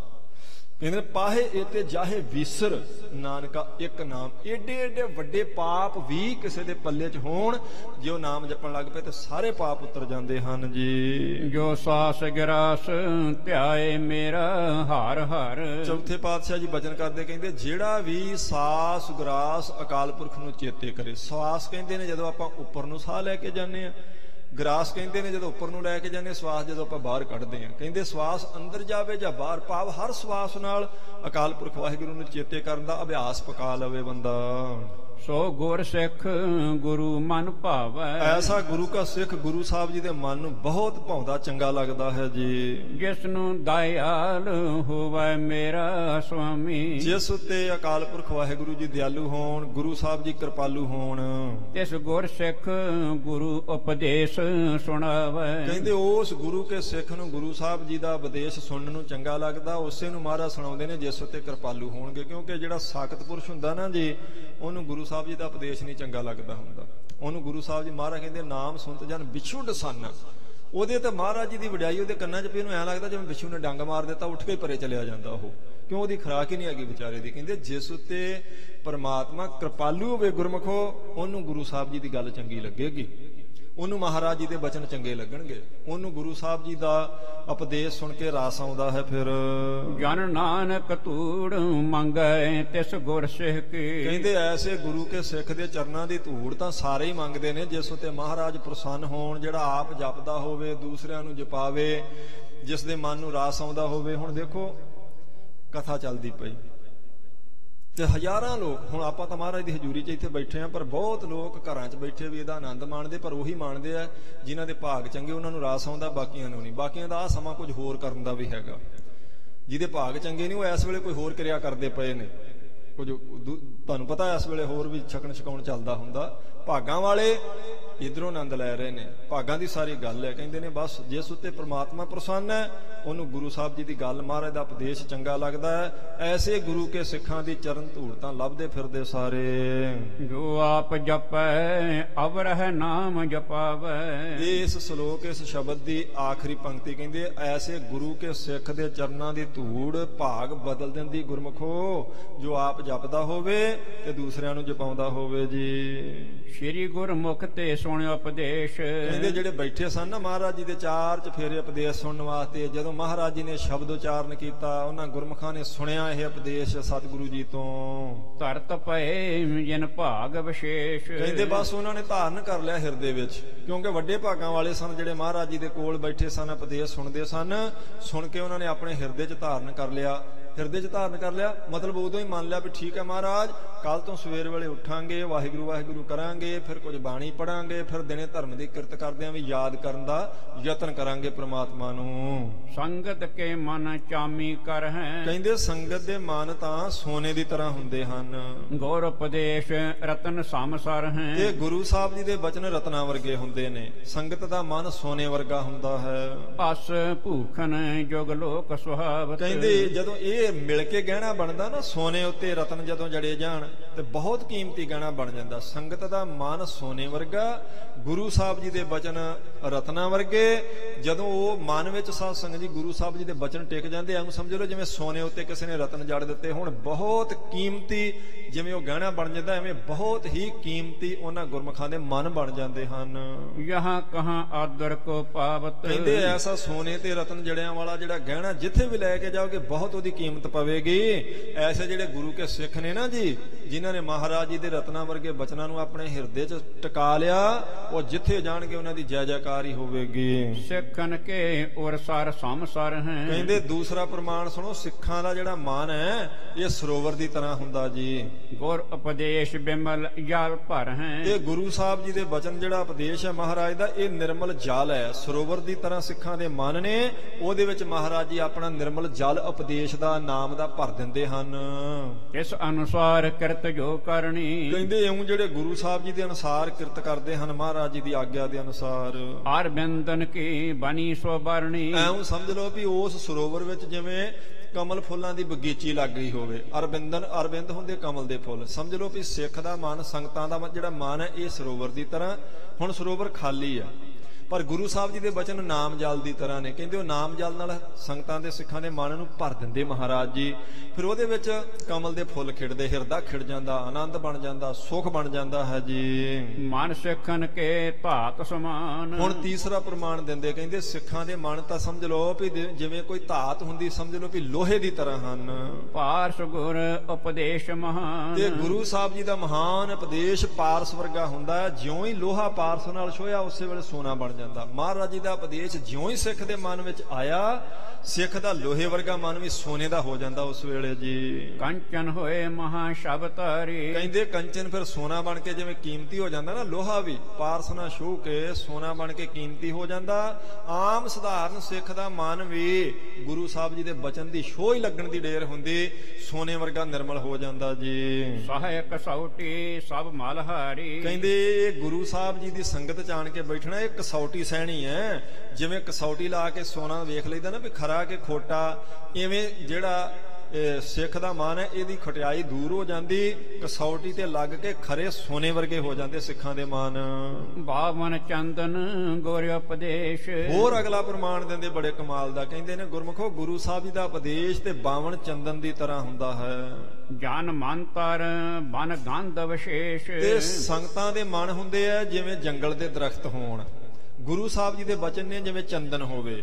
ਜਿਵੇਂ ਚੰਦਨ ਬਸੰਤ ਰੁੱਤ ਵਿੱਚ ਸਾਰੇ ਨੇੜੇ ਨੇੜੇ ਦੇ ਦਰਖਤਾਂ ਨੂੰ ਚੰਦਨ ਹੀ ਬਣਾ ਲੈਂਦਾ।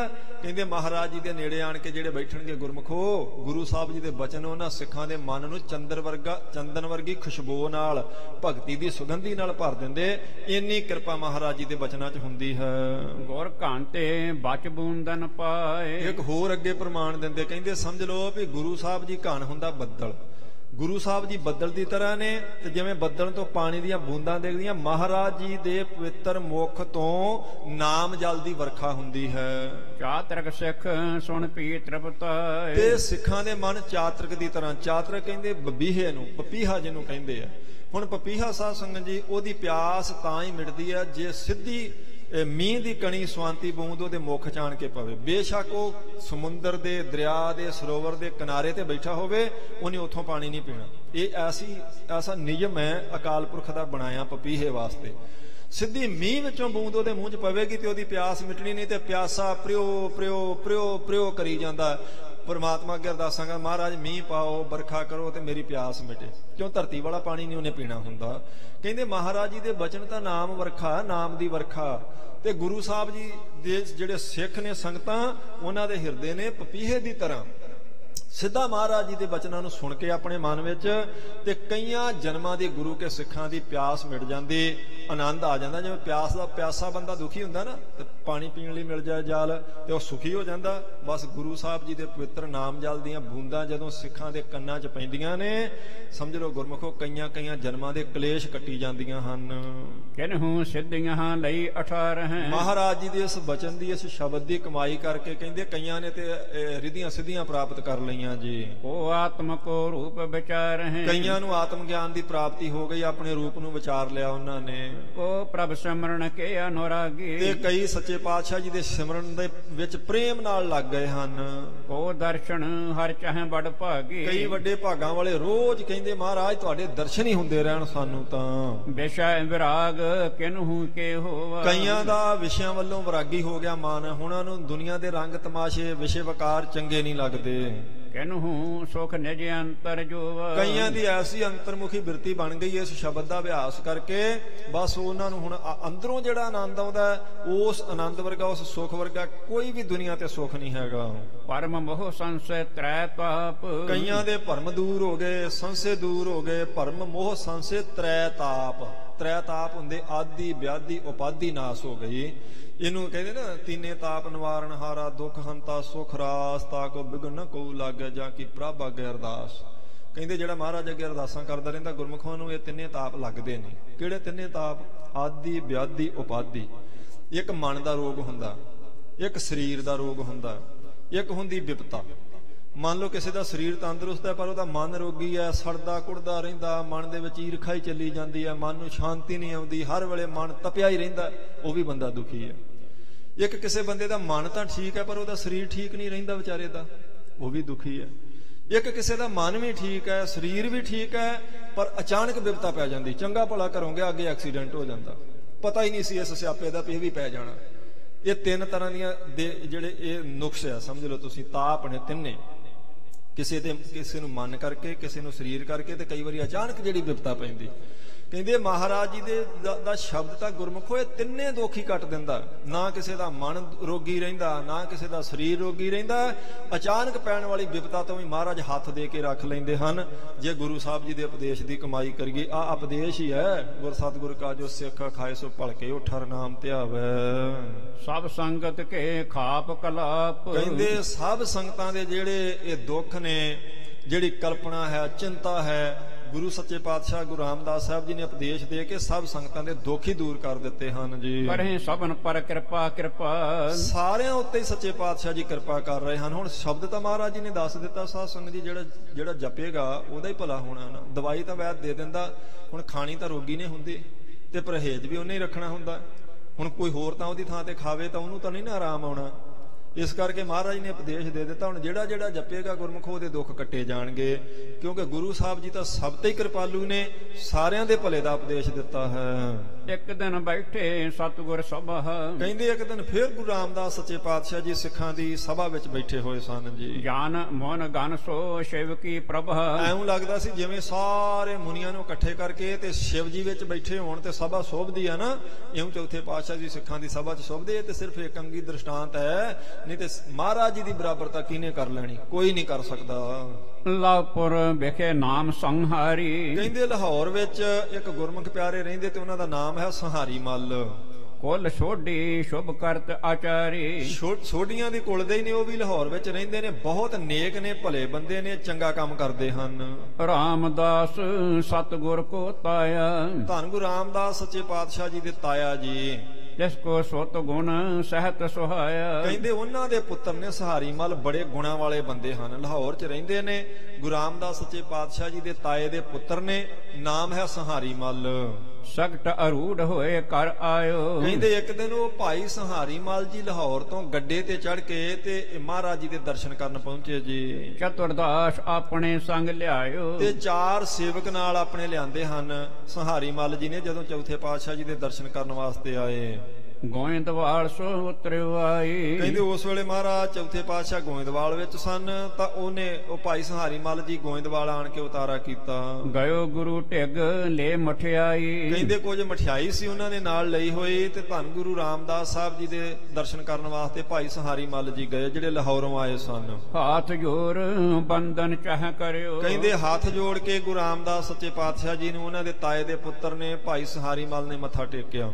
ਰਾਮਦਾਸ ਸਤਿਗੁਰ ਨੇ ਹਰਿਓ। ਕਹਿੰਦੇ ਵੇਖਿਆ ਗੁਰੂ ਰਾਮਦਾਸ ਸੱਚੇ ਪਾਤਸ਼ਾਹ ਜੀ ਨੇ ਵੀ ਸਾਡੇ ਤਾਏ ਦਾ ਪੁੱਤਰ ਆਇਆ।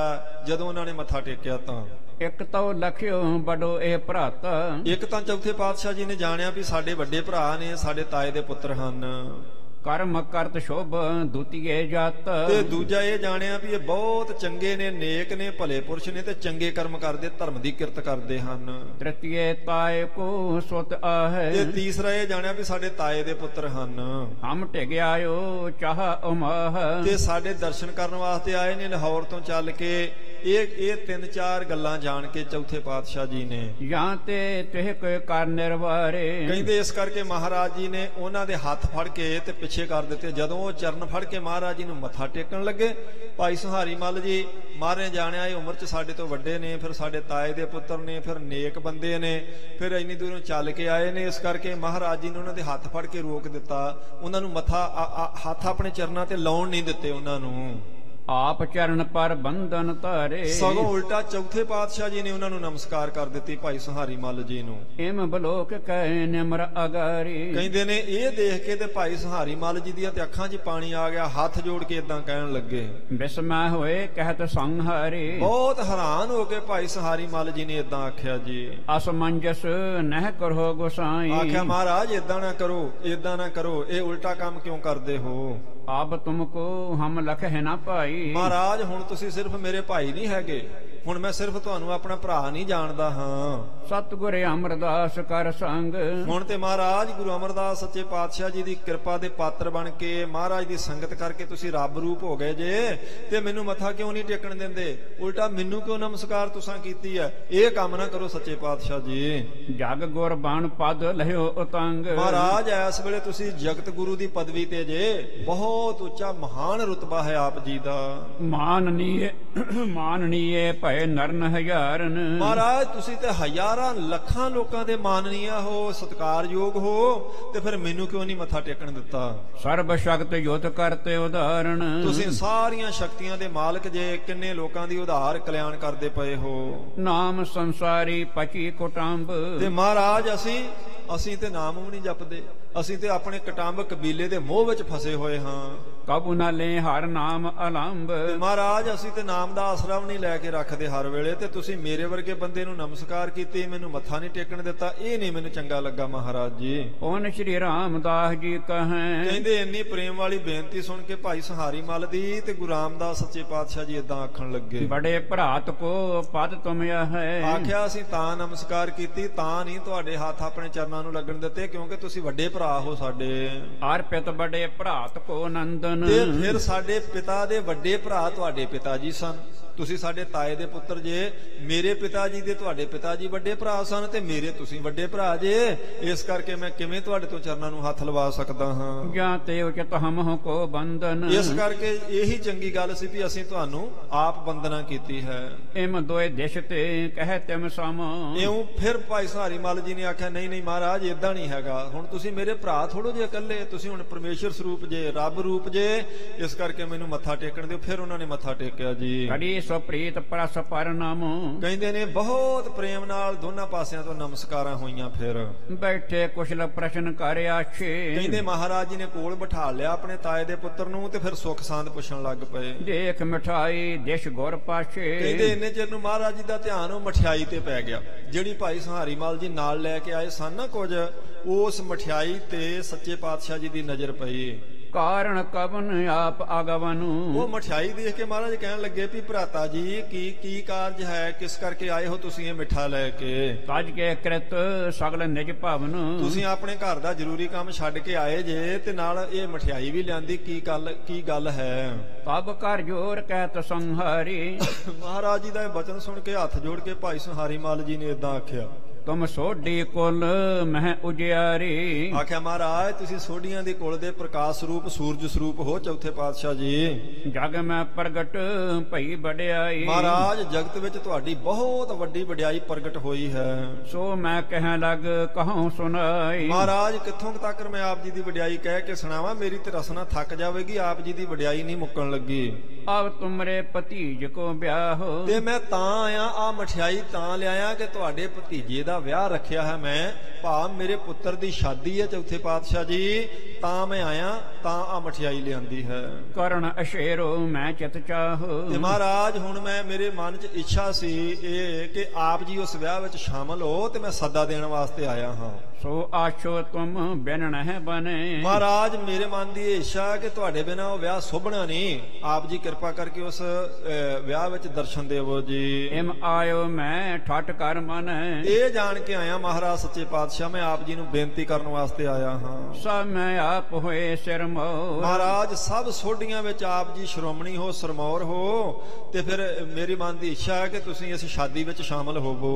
ਕਰੋ ਵਿਆਹ ਚੱਲ ਕੇ ਤਿਸ ਠੋਰ, ਤੇ ਆਪ ਚੱਲ ਕੇ ਆਪਣੇ ਹੱਥੀਂ ਆਪਣੇ ਭਤੀਜੇ ਦਾ ਤੁਸੀਂ ਵਿਆਹ ਕਰੋ। ਸੁਣ ਸ੍ਰੀ ਰਾਮਦਾਸ ਸਨਮਾਨ, ਕਹਿੰਦੇ ਆਪਣੇ ਤਾਏ ਦੇ ਪੁੱਤਰ ਦੀ ਇਹ ਗੱਲ ਸੁਣ ਕੇ ਗੁਰੂ ਰਾਮਦਾਸ ਸੱਚੇ ਪਾਤਸ਼ਾਹ ਜੀ ਨੇ ਬੜਾ ਆਦਰ ਕੀਤਾ ਉਹਨਾਂ ਦਾ। ਡੇਰੋ ਦੀਆ ਕਰਾਏ ਸ਼ੁਭ ਥਾਨ, ਤੇ ਬਹੁਤ ਚੰਗੇ ਥਾਂ ਤੇ ਉਹਨਾਂ ਦਾ ਆਸਣ ਲਵਾਇਆ। ਉਹਨਾਂ ਨੂੰ ਆਖਿਆ ਕੋਈ ਨਹੀਂ ਆਪਾਂ ਕੱਲ ਨੂੰ ਗੱਲ ਕਰਾਂਗੇ, ਤੁਸੀਂ ਹੁਣ ਲੰਗਰ ਪਾਣੀ ਛਕ ਕੇ ਆਰਾਮ ਕਰੋ, ਥੱਕੇ ਆਏ ਹੋ। ਖਾਨ ਪਾਨ ਕੀ ਸੁਧ ਸਭ ਲੀਨ, ਕਹਿੰਦੇ ਉਹਨਾਂ ਦੇ ਖਾਣ ਪੀਣ ਵਾਸਤੇ ਸੱਚੇ ਪਾਤਸ਼ਾਹ ਜੀ ਨੇ ਲੰਗਰ ਪ੍ਰਸ਼ਾਦੇ ਦਾ ਆਪ ਕਹਿ ਕੇ ਪ੍ਰਬੰਧ ਕਰਵਾਇਆ ਜੀ। ਨਿਜ ਸੁਪਤਨ ਹਿਤ ਸਹਿਜਾ ਦੀਨ, ਤੇ ਬਹੁਤ ਸੁੰਦਰ ਸੇਜਾ ਆਸਣ ਉਹਨਾਂ ਦੇ ਸੌਣ ਵਾਸਤੇ ਮਹਾਰਾਜ ਜੀ ਨੇ ਕਹਿ ਕੇ ਲਗਵਾਇਆ ਹੈ। ਸਤਿਗੁਰ ਰਹਿ ਬਿਰਤਾਂਤ ਵਿਚਾਰ, ਕਹਿੰਦੇ ਉਹਨਾਂ ਨੂੰ ਇਹ ਕਹਿ ਕੇ ਵੀ ਚਲੋ ਤੁਸੀਂ ਆਪਣੇ ਆਸਣ ਤੇ ਲੰਗਰ ਪਾਣੀ ਛਕੋ, ਆਰਾਮ ਕਰੋ, ਕੱਲ ਨੂੰ ਗੱਲ ਕਰਾਂਗੇ। ਉਹਨਾਂ ਨੂੰ ਤੋਰ ਕੇ ਚੌਥੇ ਪਾਤਸ਼ਾਹ ਜੀ ਨੇ ਏਦਾਂ ਮਨ ਚ ਵਿਚਾਰ ਕੀਤੀ। ਤੇ ਠਾਂ ਜਾਣ ਨਾ ਬਣੇ ਹਮਾਰ, ਮਹਾਰਾਜ ਜੀ ਨੇ ਆਖਿਆ ਵੀ ਠੀਕ ਹੈ, ਸੱਦਣ ਵਾਸਤੇ ਤਾਂ ਆਏ ਨੇ ਵੀ ਤੁਸੀਂ ਸਾਡੇ ਪੁੱਤਰ ਦੀ ਸ਼ਾਦੀ ਚ ਲਾਹੌਰ ਚੱਲੋ, ਪਰ ਅਸੀਂ ਲਾਹੌਰ ਜਾ ਨਹੀਂ ਸਕਦੇ। ਅਨਗਨ ਸੰਗਤ ਨਿਤ ਪ੍ਰਤਿਆਵੈ, ਕਿਉਂ ਨਹੀਂ ਜਾ ਸਕਦੇ? ਕਿਉਂਕਿ ਹਜ਼ਾਰਾਂ ਦੀ ਗਿਣਤੀ ਵਿੱਚ ਰੋਜ਼ ਸੰਗਤਾਂ ਆਉਂਦੀਆਂ ਸਾਡੇ ਦਰਸ਼ਨ ਕਰਨ ਵਾਸਤੇ। ਅਚਹਿ ਦੇਗ ਰਹਿ ਬਹੁ ਸਿਧਾਵੈ, ਤੇ ਫਿਰ ਹਜ਼ਾਰਾਂ ਵਾਸਤੇ ਇੱਥੇ ਲੰਗਰ ਤਿਆਰ ਹੁੰਦਾ, ਫਿਰ ਉਹ ਇੱਥੇ ਆਣ ਕੇ ਸੇਵਾ ਕਰਦੇ, ਦਰਸ਼ਨ ਕਰਦੇ, ਉਪਦੇਸ਼ ਲੈਂਦੇ ਹਨ। ਆ ਇਮ ਚਿਤਵਦ ਸਤਿਗੁਰ ਨੇਸ਼ਿਸ ਹੋਏ, ਕਹਿੰਦੇ ਇਉਂ ਵਿਚਾਰ ਕਰਕੇ ਵੀ ਜਾ ਨਹੀਂ ਸਕਣਾ ਅਸੀਂ ਲਾਹੌਰ, ਕਿਉਂਕਿ ਸਾਡੇ ਕੋਲ ਤਾਂ ਹਜ਼ਾਰਾਂ ਦੀ ਗਿਣਤੀ 'ਚ ਰੋਜ਼ ਸਿੱਖ ਸੰਗਤਾਂ ਆਉਂਦੀਆਂ ਨੇ। ਇਹ ਵਿਚਾਰ ਕਰਕੇ ਮਹਾਰਾਜ ਜੀ ਨੇ ਰਾਤ ਆਰਾਮ ਕੀਤਾ ਜੀ। ਜਾਗੇ ਬਹੁਰ ਪ੍ਰਾਤ ਜਬ ਹੋਏ, ਜਦੋਂ ਅੰਮ੍ਰਿਤ ਵੇਲਾ ਹੋਇਆ ਸੱਚੇ ਪਾਤਸ਼ਾਹ ਜੀ ਵੀ ਇਸ਼ਨਾਨ ਆਦਿਕ ਕੀਤਾ ਤੇ ਭਾਈ ਸੰਹਾਰੀ ਮੱਲ ਜੀ ਵੀ ਉੱਠੇ ਜਾਗੇ ਹਨ। ਆਦ ਇਸ਼ਨਾਨ ਕਿਰਿਆ ਕਰ ਸਾਰੀ, ਭਾਈ ਸੰਹਾਰੀ ਮੱਲ ਜੀ ਨੇ ਇਸ਼ਨਾਨ ਆਦਿਕ ਕਰਕੇ ਜੀ ਬੈਠੋ ਗੁਰ ਢਿਗ ਆਨ ਸੰਹਾਰੀ, ਤੇ ਆਣ ਕੇ ਚੌਥੇ ਪਾਤਸ਼ਾਹ ਜੀ ਨੂੰ ਫਿਰ ਮੱਥਾ ਟੇਕ ਦਿੱਤਾ। ਇਸ਼ਨਾਨ ਆਦਿਕ ਕਰਕੇ ਭਾਈ ਸੰਹਾਰੀ ਮੱਲ ਜੀ ਨੇ ਹੱਥ ਜੋੜ ਕਰ ਕੀ ਨਿਸ ਬੇਨਤੀ, ਇਹ ਕਹਿੰਦੇ ਹੱਥ ਜੋੜ ਕੇ ਚੌਥੇ ਪਾਤਸ਼ਾਹ ਜੀ ਨੂੰ ਏਦਾਂ ਅਗਲੇ ਦਿਨ ਸਵੇਰੇ ਬੇਨਤੀ ਕੀਤੀ। ਹੋ ਜੋ ਤਿਆਰ ਆਪ ਤਜ ਗਿਣਤੀ, ਆਖਿਆ ਮਹਾਰਾਜ ਸਭ ਗਿਣਤੀਆਂ ਮਿਣਤੀਆਂ ਛੱਡ ਕੇ ਆਪ ਜੀ ਤਿਆਰ ਹੋਵੋ, ਆਪਾਂ ਚੱਲੀਏ ਲਾਹੌਰ ਨੂੰ। ਇਸ ਹਿਤ ਕਰ ਨਹਿ ਅਪਰ ਪਠਾਵ, ਇਸ ਕਰਕੇ ਮਹਾਰਾਜ ਮੈਂ ਕਿਸੇ ਨੂੰ ਨਹੀਂ ਭੇਜਿਆ, ਆਪ ਆਇਆ ਚੱਲ ਕੇ ਤੁਹਾਨੂੰ ਬੇਨਤੀ ਕਰਨ ਵਾਸਤੇ। ਬਹੁ ਕਾਰਜ ਤਜ ਕਰ ਮੈਂ ਆਵ, ਇਹ ਸ਼ਾਦੀ ਦੇ ਬਹੁਤ ਕਾਰਜ ਸੀ ਮਹਾਰਾਜ, ਬਹੁਤ ਜ਼ਿਆਦਾ ਮੈਨੂੰ ਤਾਂ ਕੰਮ ਸਨ, ਪਰ ਫਿਰ ਵੀ ਮੈਂ ਉਹ ਕੰਮ ਛੱਡ ਕੇ ਆਪ ਬੇਨਤੀ ਕਰਨ ਆਇਆ। ਕਿਉਂ? ਕਿਉਂਕਿ ਮੈਂ ਤੁਹਾਨੂੰ ਨਾਲ ਲੈ ਕੇ ਜਾਣਾ ਹੈ। ਜਾਂ ਤੇ ਮੇਰੋ ਪ੍ਰੇਮ ਵਿਚਾਰੋ, ਮਹਾਰਾਜ ਇਸ ਕਰਕੇ ਮੇਰੇ ਹਿਰਦੇ ਦੀ ਸ਼ਰਧਾ, ਮੇਰਾ ਪ੍ਰੇਮ ਦੇਖੋ ਤੁਸੀਂ। ਕਰੋ ਭਤੀਜੇ ਕੋ ਇਹੋ ਪਿਆਰੋ, ਮਹਾਰਾਜ ਆਪਣੇ ਭਤੀਜੇ ਨੂੰ ਤੁਸੀਂ ਆਪ ਚੱਲ ਕੇ ਉਹਦੇ ਸਿਰ ਤੇ ਹੱਥ ਰੱਖੋ, ਪਿਆਰ ਕਰੋ, ਆਪ ਸ਼ਾਦੀ ਕਰੋ ਉਸ ਦੀ। ਤੁਮਰੇ ਚਰਨ ਪਰਹਿ ਘਰ ਮੇਰੇ, ਮਹਾਰਾਜ ਜੇ ਕਿਤੇ ਤੁਹਾਡੇ ਚਰਨ ਮੇਰੇ ਘਰ ਵਿੱਚ ਪੈ ਜਾਣਗੇ, ਵਡਿਆਈ ਜਗ ਹੋਏ ਵਡੇਰੇ, ਮਹਾਰਾਜ ਇਹਦੋਂ ਵੱਡੀ ਵਡਿਆਈ ਦੁਨੀਆ ਤੇ ਹੋਰ ਕੋਈ ਨਹੀਂ ਜੇ ਤੁਸੀਂ ਮੇਰੇ ਘਰ ਚਰਨ ਪਾ ਦਿਓ ਤਾਂ। ਸਭ ਵਿਧ ਕਾਰਜ ਸਾਰੇ ਹਮਾਰੋ, ਮਹਾਰਾਜ ਸਾਰੀਆਂ ਵਿਧੀਆਂ ਨਾਲ ਸਾਰੇ ਕਾਰਜ ਸਫਲੇ ਹੋ ਜਾਣਗੇ ਜੇ ਆਪ ਜੀ ਚੱਲੋਗੇ ਸਾਡੇ ਘਰ। ਦਰਸ਼ਨ ਮੰਗਲ ਰੂਪ ਤੁਮਾਰੋ, ਮਹਾਰਾਜ ਤੁਹਾਡੇ ਤੇ ਦਰਸ਼ਨ ਹੀ ਖੁਸ਼ੀਆਂ ਦਾ ਰੂਪ ਹਨ। ਕਿੰਨੀ ਖੁਸ਼ੀ ਹੋ ਜਾਵੇਗੀ ਮੈਨੂੰ ਜੇ ਆਪ ਜੀ ਚੱਲੋਗੇ ਤਾਂ। ਹੋਏ ਨਾ ਬਿਗਨ ਬਨੋ ਰਖਵਾਰੋ, ਸੋ ਮਹਾਰਾਜ ਕੋਈ ਵਿਗਨ ਨਹੀਂ ਹੋਵੇਗਾ, ਤੁਸੀਂ ਰਖਵਾਲੇ ਜੇ ਆਪ ਜੀ ਚੱਲੋਗੇ ਤੇ ਬਹੁਤ ਖੁਸ਼ੀ ਹੋਵੇਗੀ ਮੈਨੂੰ। ਮਾਮ ਸੁਤ ਨਿਜ ਸੁਤ ਸਮ ਨੇਰ ਧਾਰੋ, ਮਹਾਰਾਜ ਮੇਰੇ ਪੁੱਤਰ ਨੂੰ ਆਪਣੇ ਪੁੱਤਰ ਵਰਗਾ ਹੀ ਜਾਣੋ ਤੁਸੀਂ, ਇਸ ਕਰਕੇ ਜਰੂਰ ਚੱਲੋ ਜੀ। ਸੁਨੇ ਭਰਾਤ ਕੇ ਬਾਕ ਕਿਰਪਾਲਾ, ਆਪਣੇ ਭਰਾ ਦੀ ਜਦੋਂ ਇਹ ਬੇਨਤੀ ਕਿਰਪਾਲੂ ਸਤਿਗੁਰੂ ਗੁਰੂ ਰਾਮਦਾਸ ਸਾਹਿਬ ਜੀ ਨੇ ਸੁਣੀ ਤਾਂ ਭਰੇ ਸਨੇਹ ਅਸ਼ਹਿ ਬਸਾਲਾ, ਕਹਿੰਦੇ ਬਹੁਤ ਪ੍ਰੇਮ ਨਾਲ ਮਨ ਭਰਿਆ ਚੌਥੇ ਪਾਤਸ਼ਾਹ ਜੀ ਦਾ ਵੀ ਇੰਨੀ ਪ੍ਰੇਮ ਨਾਲ ਬੇਨਤੀ ਕੀਤੀ ਹੈ। ਇਹ ਸਨਮਾਨ ਰਾਖ ਬੇਹਿਤ, ਕਹਿੰਦੇ ਉਹਦਾ ਮਾਣ ਰੱਖਣ ਵਾਸਤੇ, ਉਹਦਾ ਸਨਮਾਨ ਰੱਖਣ ਵਾਸਤੇ ਚੌਥੇ ਪਾਤਸ਼ਾਹ ਜੀ ਪ੍ਰੇਮ ਨਾਲ ਬੋਲੇ ਜੀ। ਮ੍ਰਿਦੁਲ ਕਹਿਓ ਸੋਢੀ ਕੁਲ ਕੇਤ, ਬਹੁਤ ਮਿੱਠੇ ਬਚਨ ਕੀਤੇ ਸੋਢੀਆਂ ਦੀ ਕੁਲ ਦੇ ਸੂਰਜ ਸਰੂਪ ਗੁਰੂ ਰਾਮਦਾਸ ਸਾਹਿਬ ਜੀ ਨੇ। ਜਤਾ ਜੋਗ ਤੁਮ ਭਾਖਤ ਭਰਾਤਾ, ਆਖਿਆ ਭਰਾਤਾ ਜੀ ਤੁਸੀਂ ਬਿਲਕੁਲ ਠੀਕ ਆਖਿਆ। ਸੰਹਾਰੀ ਮੱਲ ਨੂੰ ਚੌਥੇ ਪਾਤਸ਼ਾਹ ਜੀ ਆਖਣ ਲੱਗੇ ਵੀ ਤੁਸੀਂ ਬਿਲਕੁਲ ਠੀਕ ਗੱਲ ਕੀਤੀ ਹੈ। ਪਉ ਸੁਨੋ ਹਮਰੋ ਬਿਰਤੰਤ, ਤੁਹਾਡੀ ਗੱਲ ਤਾਂ ਬਿਲਕੁਲ ਠੀਕ ਹੈ, ਪਰ ਫਿਰ ਵੀ ਸਾਡੇ ਵੀ ਤੁਸੀਂ ਬਚਨ ਸੁਣੋ, ਇਹ ਤੁਹਾਨੂੰ ਅਸੀਂ ਦੱਸਦੇ ਹਾਂ। ਦੇਸ਼ ਵਿਦੇਸ਼ਣ ਸੰਗਤ ਆਵਹਿ, ਮਹਾਰਾਜ ਬਚਨ ਕਰਨ ਲੱਗੇ ਭਾਈ ਸੰਹਾਰੀ ਮੱਲ ਜੀ ਤੁਹਾਨੂੰ ਪਤਾ ਹੀ ਹੈ ਦੇਸ਼ਾਂ ਵਿਦੇਸ਼ਾਂ ਵਿੱਚੋਂ ਰੋਜ਼ ਕਿੰਨੀ ਸੰਗਤ ਆਉਂਦੀ ਹੈ। ਨਿਤ ਪ੍ਰਤ ਨਈ ਦਰਸ਼ ਕਰ ਜਾਵਹਿ, ਤੇ ਰੋਜ਼ ਨਵੀਂ ਨਵੀਂ ਸੰਗਤ ਆ ਰਹੀ ਹੈ। ਕੁਝ ਪੁਰਾਣੇ ਸਿੱਖ ਵੀ ਆ ਰਹੇ ਨੇ, ਦਰਸ਼ਨ ਕਰਕੇ ਜਾਂਦੇ ਹਨ। ਗੁਰ ਸਿੱਖਨ ਕੋ ਹੋਈ ਅਪਮਾਨ। ਤੇ ਜੇ ਅਸੀਂ ਚਲੇ ਜਾਵਾਂਗੇ ਤੁਹਾਡੇ ਨਾਲ, ਇੱਥੇ ਸੰਗਤ ਨੂੰ ਅਸੀਂ ਦਿਸੇ ਨਾ, ਤੇ ਗੁਰੂ ਕੇ ਸਿੱਖਾਂ ਦਾ, ਸੰਗਤਾਂ ਦਾ ਅਪਮਾਨ ਹੋਵੇਗਾ। ਇਤੁ ਨਾ ਮੋਹ ਮਹਿ ਸ਼ਕਤ ਮਹਾਨ। ਮਹਾਰਾਜ ਕਹਿਣ ਲੱਗੇ ਇੰਨੀ ਸ਼ਕਤੀ ਨਹੀਂ ਭਾਈ ਸਹਾਰੀ ਮੱਲ ਜੀ ਮੇਰੇ 'ਚ ਹੈਗੀ ਕਿ ਮੈਂ ਗੁਰੂ ਕੇ ਸੰਗਤਾਂ ਦਾ ਅਪਮਾਨ ਕਰਾਂ, ਇੰਨੀ ਤਾਕਤ ਨਹੀਂ ਹੈ ਮੇਰੇ ਵਿੱਚ। ਸਤਿਗੁਰ ਪਗ ਪੰਕਜ ਕੇ ਪ੍ਰੇਮੀ। ਕਿਉਂਕਿ ਜਿਹੜੇ ਸਿੱਖ ਨੇ ਨਾ ਆਉਂਦੇ, ਇਹ ਗੁਰੂ ਅਮਰਦਾਸ ਸੱਚੇ ਪਾਤਸ਼ਾਹ ਜੀ ਦੇ ਚਰਨਾਂ ਦੇ ਪ੍ਰੇਮੀ ਹਨ। ਜਿਨ ਕੋ ਦਰਸ਼ਨ ਨਿਤ ਸੁਖ ਛੇਮੀ। ਜਿਨ੍ਹਾਂ ਸਿੱਖਾਂ ਦੇ ਦਰਸ਼ਨ ਕਰਨੇ ਹੀ ਕਲਿਆਣ ਕਰ ਦਿੰਦੇ ਨੇ, ਉਹਨਾਂ ਗੁਰੂ ਕੇ ਸਿੱਖਾਂ ਨੂੰ, ਤੀਸਰੇ ਪਾਤਸ਼ਾਹ ਜੀ ਦੀਆਂ ਸੰਗਤਾਂ ਨੂੰ ਮੈਂ ਕਿਵੇਂ ਮਨਾ ਕਰ ਸਕਦਾ ਹਾਂ ਵੀ ਮੈਂ ਸ਼ਾਦੀ ਤੇ ਜਾਣਾ ਤੇ ਤੁਸੀਂ ਹੁਣ ਦਰਸ਼ਨ ਕਰਨ ਆਇਓ। ਮਹਾਰਾਜ ਕਹਿੰਦੇ ਇਦਾਂ ਨਹੀਂ ਮੈਂ ਕਹਿ ਸਕਦਾ। ਇਹ ਨਹੀਂ, ਵੇਖ ਲਓ ਇੰਨੀ ਨਿਮਰਤਾ ਚੌਥੇ ਪਾਤਸ਼ਾਹ ਜੀ ਦੀ। ਇਹ ਨਹੀਂ ਕਹਿ ਰਹੇ ਵੀ ਇਹ ਮੇਰੇ ਸਿੱਖ ਨੇ, ਕਹਿ ਰਹੇ ਨੇ ਤੀਸਰੇ ਪਾਤਸ਼ਾਹ ਜੀ ਦੇ ਸਿੱਖ ਆ ਰਹੇ ਨੇ ਇੱਥੇ, ਉਹਨਾਂ ਨੇ ਦਰਸ਼ਨ ਕਰਨੇ ਹੁੰਦੇ ਆ। ਹਜ਼ਾਰਾਂ ਦੀ ਗਿਣਤੀ 'ਚ ਰੋਜ਼ ਸੰਗਤਾਂ ਆਉਂਦੀਆਂ ਨੇ। ਜੇ ਅਸੀਂ ਉਹਨਾਂ ਨੂੰ ਮਨਾ ਕਰਾਂਗੇ ਵੀ ਤੁਸੀਂ ਨਾ ਆਓ, ਅਸੀਂ ਸ਼ਾਦੀ ਤੇ ਜਾਣਾ, ਇਹ ਉਹਨਾਂ ਦਾ ਅਪਮਾਨ ਹੈ ਤੇ ਸੰਗਤ ਦਾ ਅਪਮਾਨ ਮੈਂ ਨਹੀਂ ਕਰ ਸਕਦਾ। ਤਿਨਹ ਪ੍ਰਸੰਨ ਕਰਨ ਇਸ਼ ਮੇਰੇ। ਬਸ ਸਾਡੀ ਤੇ ਇੱਛਾ ਇਹ ਹੈ ਕਿ ਤੀਸਰੇ ਪਾਤਸ਼ਾਹ ਜੀ ਦੀਆਂ ਸੰਗਤਾਂ ਨੂੰ, ਜਿਨ੍ਹਾਂ ਸੰਗਤਾਂ ਦੀ ਬਾਂਹ ਸਾਨੂੰ ਮਹਾਰਾਜ ਫੜਾ ਕੇ ਗਏ ਨੇ, ਉਹਨਾਂ ਨੂੰ ਪ੍ਰਸੰਨ ਕਰਕੇ ਰੱਖਣਾ ਹੁੰਦਾ ਅਸੀਂ। ਭਲਿਆਨ ਕੁਲ ਭੂਖਣ ਕੇ ਦਾਸ। ਭੱਲਿਆਂ ਦੀ ਕੁਲ ਦੇ ਗਹਿਣਾ ਸਰੂਪ ਧੰਨ ਗੁਰੂ ਅਮਰਦਾਸ ਸੱਚੇ ਪਾਤਸ਼ਾਹ ਜੀ ਦੇ ਦਾਸ ਹਨ ਸਾਰੀਆਂ ਸੰਗਤਾਂ। ਤਿਨ ਐਬੋ ਕਬ ਹੋਏ ਨਾ ਨਿਰਾਸ਼। ਕਹਿੰਦੇ ਇਹਨਾਂ ਨੂੰ ਅਸੀਂ ਨਿਰਾਸ਼ ਨਹੀਂ ਕਰ ਸਕਦੇ। ਇੰਨੀ ਵੱਡੀ ਗਿਣਤੀ 'ਚ ਜਿਹੜੀ ਸੰਗਤ ਆਉਂਦੀ ਹੈ। ਗਏ ਸੌਂਪ ਗੁਰ ਸੰਗਤ ਸਾਰੀ। ਕਿਉਂਕਿ ਮਹਾਰਾਜ ਸੱਚੇ ਪਾਤਸ਼ਾਹ ਸਾਰੀ ਸੰਗਤ ਸਾਨੂੰ ਸੌਂਪ ਕੇ ਗਏ ਹਨ। ਗਮ ਨਹੀਂ ਅਬ ਅਨ ਬਣੀ ਵਿਚਾਰੀ। ਤੇ ਜੇ ਅਸੀਂ ਜਾਵਾਂਗੇ, ਇਹਨਾਂ ਨੂੰ ਰੋਕਾਂਗੇ, ਇਹ ਅਣਬਣੀ ਗੱਲ ਹੋਵੇਗੀ। ਇਸ ਕਰਕੇ ਅਸੀਂ ਜਾ ਨਹੀਂ ਸਕਦੇ। ਭੀੜ ਹਜ਼ਾਰੋਂ ਨਰ ਕੀ ਰਹੇ। ਕਿਉਂਕਿ ਹਜ਼ਾਰਾਂ ਦੀ ਗਿਣਤੀ ਵਿੱਚ ਸੰਗਤ ਆਉਂਦੀ ਰੋਜ਼। ਸਭ ਕੋ ਖਰਚ ਕਹਾਂ ਨਿਰਭੈ। ਤੇ ਜੇ ਅਸੀਂ ਦੂਸਰੀ ਗੱਲ ਸੋਚੀਏ ਵੀ ਚਲੋ ਸਾਰੀ ਸੰਗਤ ਨੂੰ ਆਪਾਂ ਆਖਾਂਗੇ ਵੀ ਲਾਹੌਰ ਹੀ ਆਜੋ ਜੀ ਜਿਹਨੇ ਦਰਸ਼ਨ ਕਰਨੇ ਨੇ, ਤੇ ਜੇ ਇਦਾਂ ਆਖ ਕੇ ਤੁਹਾਡੇ ਘਰੇ ਚਲੇ ਜਾਵਾਂਗੇ, ਹਜ਼ਾਰਾਂ ਦੀ ਗਿਣਤੀ ਵਿੱਚ ਸੰਗਤ ਰੋਜ਼ ਆਉਂਦੀ ਹੈ। ਜਬ ਬਰਾਤ ਪਹੁੰਚੇ ਤਹਿ ਜਾਏ। ਤੇ ਉਧਰੋਂ ਬਰਾਤ ਆਈ ਹੋਵੇਗੀ, ਉਧਰੋਂ ਹਜ਼ਾਰਾਂ ਦੀ ਗਿਣਤੀ ਵਿੱਚ ਸੰਗਤ ਸਾਡੇ ਦਰਸ਼ਨ ਕਰਨ ਵਾਸਤੇ ਜੇ ਆ ਜਾਵੇ ਤਾਂ ਸੰਗਤ ਮੇਲ ਹੋਏ ਸਮੁਦਾਇ। ਕਹਿੰਦੇ ਇਹ ਤਾਂ ਬਹੁਤ ਵੱਡਾ ਜੋੜ ਮੇਲਾ ਬਣ ਜਾਏਗਾ ਸੰਗਤਾਂ ਦਾ, ਵਿੱਚੇ ਬਰਾਤ ਦਾ, ਵਿੱਚ ਸੰਬੰਧੀਆਂ ਦਾ ਪਾ ਕੇ। ਕਿਮ ਸਮਧੀ ਸਭ ਕਰਹਿ ਸੰਭਾਰੀ। ਤੇ ਕਹਿੰਦੇ ਤੁਹਾਡੇ ਕੁੜਮ ਕਿੱਦਾਂ ਸੰਭਾਲਣਗੇ, ਇੰਨੀ ਸੰਗਤ ਨੂੰ ਕਿਵੇਂ ਸੰਭਾਲਣਗੇ ਤੁਹਾਡੇ ਕੁੜਮ। ਇਤਿਆਦਿਕ ਲਿਹੋ ਹੇਤ ਵਿਚਾਰੀ। ਆਖਿਆ ਇਤਿਆਦਿਕ ਚੰਗੀ ਤਰ੍ਹਾਂ ਭਰਾਤਾ ਜੀ ਵਿਚਾਰ ਲਵੋ। ਜੇ ਤੇ ਸੰਗਤ ਨੂੰ ਅਸੀਂ ਮਨਾ ਕਰਦੇ ਆਂ ਤੇ ਉਹਨਾਂ ਦਾ ਅਪਮਾਨ ਆ, ਮੈਂ ਕਰ ਨਹੀਂ ਸਕਦਾ। ਜੇ ਅਸੀਂ ਸੰਗਤ ਨੂੰ ਕਹਿੰਦੇ ਚਲੋ ਜੀ ਲਾਹੌਰ ਹੀ ਆ ਜਾਓ ਫਿਰ ਜਿੰਨੇ ਦਰਸ਼ਨ ਕਰਨੇ ਆ, ਤੇ ਤੁਹਾਡੇ ਕੋਲੋਂ ਸੰਗਤ ਸਾਂਭੀ ਨਹੀਂ ਜਾਣੀ। ਇੰਨੀ ਸੰਗਤ ਦਾ ਲੰਗਰ ਪਾਣੀ ਕਿਵੇਂ ਤਿਆਰ ਕਰੋਗੇ, ਇੰਨੀ ਸੰਗਤ ਦੇ ਰਾਤ ਰਹਿਣ ਦਾ ਕਿਵੇਂ ਪ੍ਰਬੰਧ ਕਰੋਗੇ। ਤੁਹਾਡੇ ਘਰੇ ਸ਼ਾਦੀ ਹੈ, ਹਜ਼ਾਰਾਂ ਦੀ ਗਿਣਤੀ 'ਚ ਸੰਗਤ ਆ ਜਾਵੇ ਸਾਡੇ ਕਰਕੇ ਉੱਥੇ ਸਾਡੇ ਨਾਲ, ਤੇ ਤੁਸੀਂ ਕਿਵੇਂ ਸੰਭਾਲੋਗੇ। ਇਸ ਕਰਕੇ ਅਸੀਂ ਕਹਿੰਦੇ ਆ ਅਸੀਂ ਜਾ ਨਹੀਂ ਸਕਦੇ।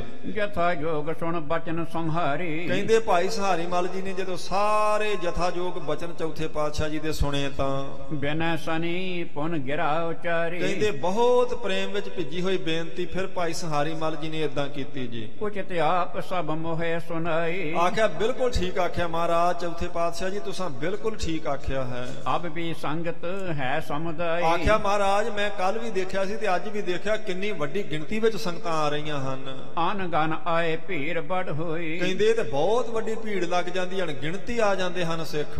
ਹੁਣ ਗ੍ਰਾਮਣ ਕੇ ਸਿੱਖ ਸਭ ਕੋਈ। ਤੇ ਫਿਰ ਮਹਾਰਾਜ ਨੇੜੇ ਵਾਲੇ ਪਿੰਡਾਂ ਦੇ ਸਿੱਖ ਤੇ ਰੋਜ਼ ਹੀ ਆ ਜਾਂਦੇ ਨੇ, ਸਵੇਰੇ ਦਰਸ਼ਨ ਕਰਦੇ ਫਿਰ ਮੁੜ ਜਾਂਦੇ, ਫਿਰ ਅਗਲੇ ਦਿਨ ਆ ਜਾਂਦੇ ਹਨ। ਵਹਾਂ ਗਏ ਸਮੱਧੀ ਹੱਠ ਧਰੇ। ਤੇ ਆਖਿਆ ਮਹਾਰਾਜ ਹਾਂ ਜੇ ਉੱਥੇ ਚਲੇ ਗਏ ਤੇ ਸਾਡੇ ਜਿਹੜੇ ਸਮਧੀ ਅਰਥ ਹੁੰਦਾ ਕੁੜਮ, ਇਹ ਠੀਕ ਆਖਿਆ ਤੁਹਾਂ ਮਹਾਰਾਜ।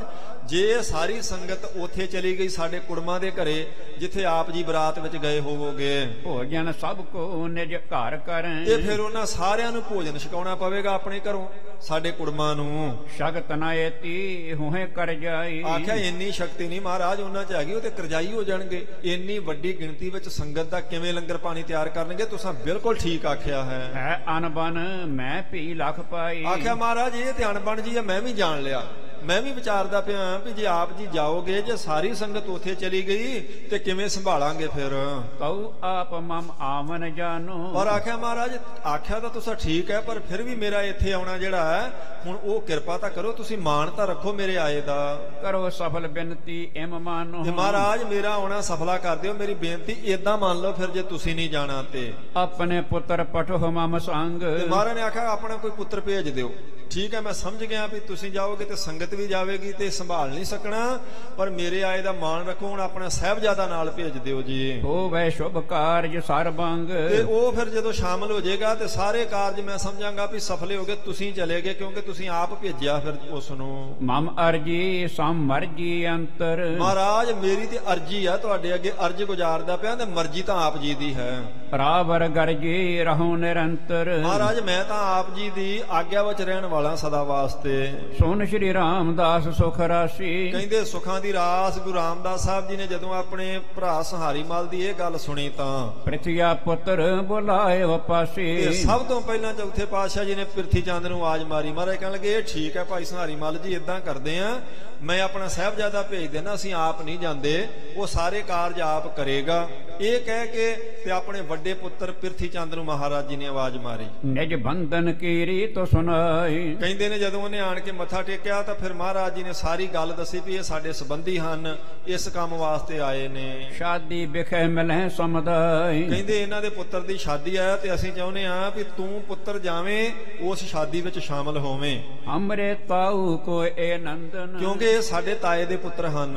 ਬੜੋ ਸਥਾਨ ਉਚਿਤ ਹੈ ਬੰਦਨ, ਕਹਿੰਦੇ ਵੱਡੇ ਸਥਾਨ ਤੇ ਨੇ ਇਹਨਾਂ ਨੂੰ ਬੰਦਨਾ ਕਰਨੀ ਬਣਦੀ ਹੈ, ਪਹਿਲਾਂ ਮੱਥਾ ਟੇਕ ਕੇ ਇਹਨਾਂ ਨੂੰ ਨਮਸਕਾਰ ਕਰ। ਪ੍ਰਿਥੀ ਚੰਦ ਨੂੰ ਚੌਥੇ ਪਾਤਸ਼ਾਹ ਜੀ ਨੇ ਆਖਿਆ ਸੁਤ ਕੋ ਵਿਆਹ ਰਚਿਓ ਚਲ ਆਇਬ, ਇਹਨਾਂ ਨੇ ਆਪਣੇ ਪੁੱਤਰ ਦਾ ਵਿਆਹ ਰੱਖਿਆ ਹੋਇਆ ਇਸ ਕਰਕੇ ਆਏ ਹਨ। ਤੁਝ ਕੋ ਉਚਿਤ ਸੰਗ ਇਹ ਜਾਇਬ, ਤੇ ਅਸੀਂ ਤੈਨੂੰ ਆਗਿਆ ਕਰਦੇ ਵੀ ਤੇਰਾ ਜਾਣਾ ਨਾਲ ਬਣਦਾ, ਅਸੀਂ ਜਾ ਨਹੀਂ ਸਕਦੇ, ਇਸ ਕਰਕੇ ਤੂੰ ਇਹਨਾਂ ਦੇ ਨਾਲ ਜਾ।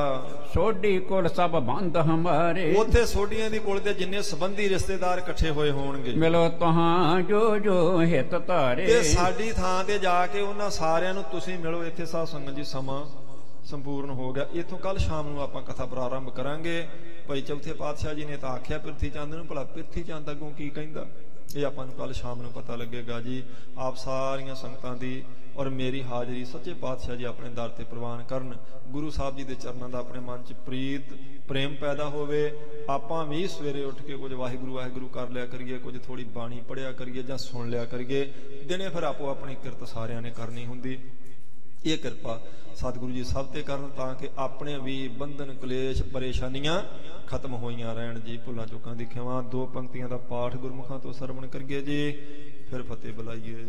ਸੋਢੀ ਕੁਲ ਸਭ ਬੰਦ ਹਮਾਰੇ, ਮਿਲੋ ਤਹਾਂ ਜੋ ਜੋ ਹਿਤ ਧਾਰੇ। ਵਾਹਿਗੁਰੂ ਜੀ ਕਾ ਖਾਲਸਾ, ਵਾਹਿਗੁਰੂ ਜੀ ਕੀ ਫਤਿਹ।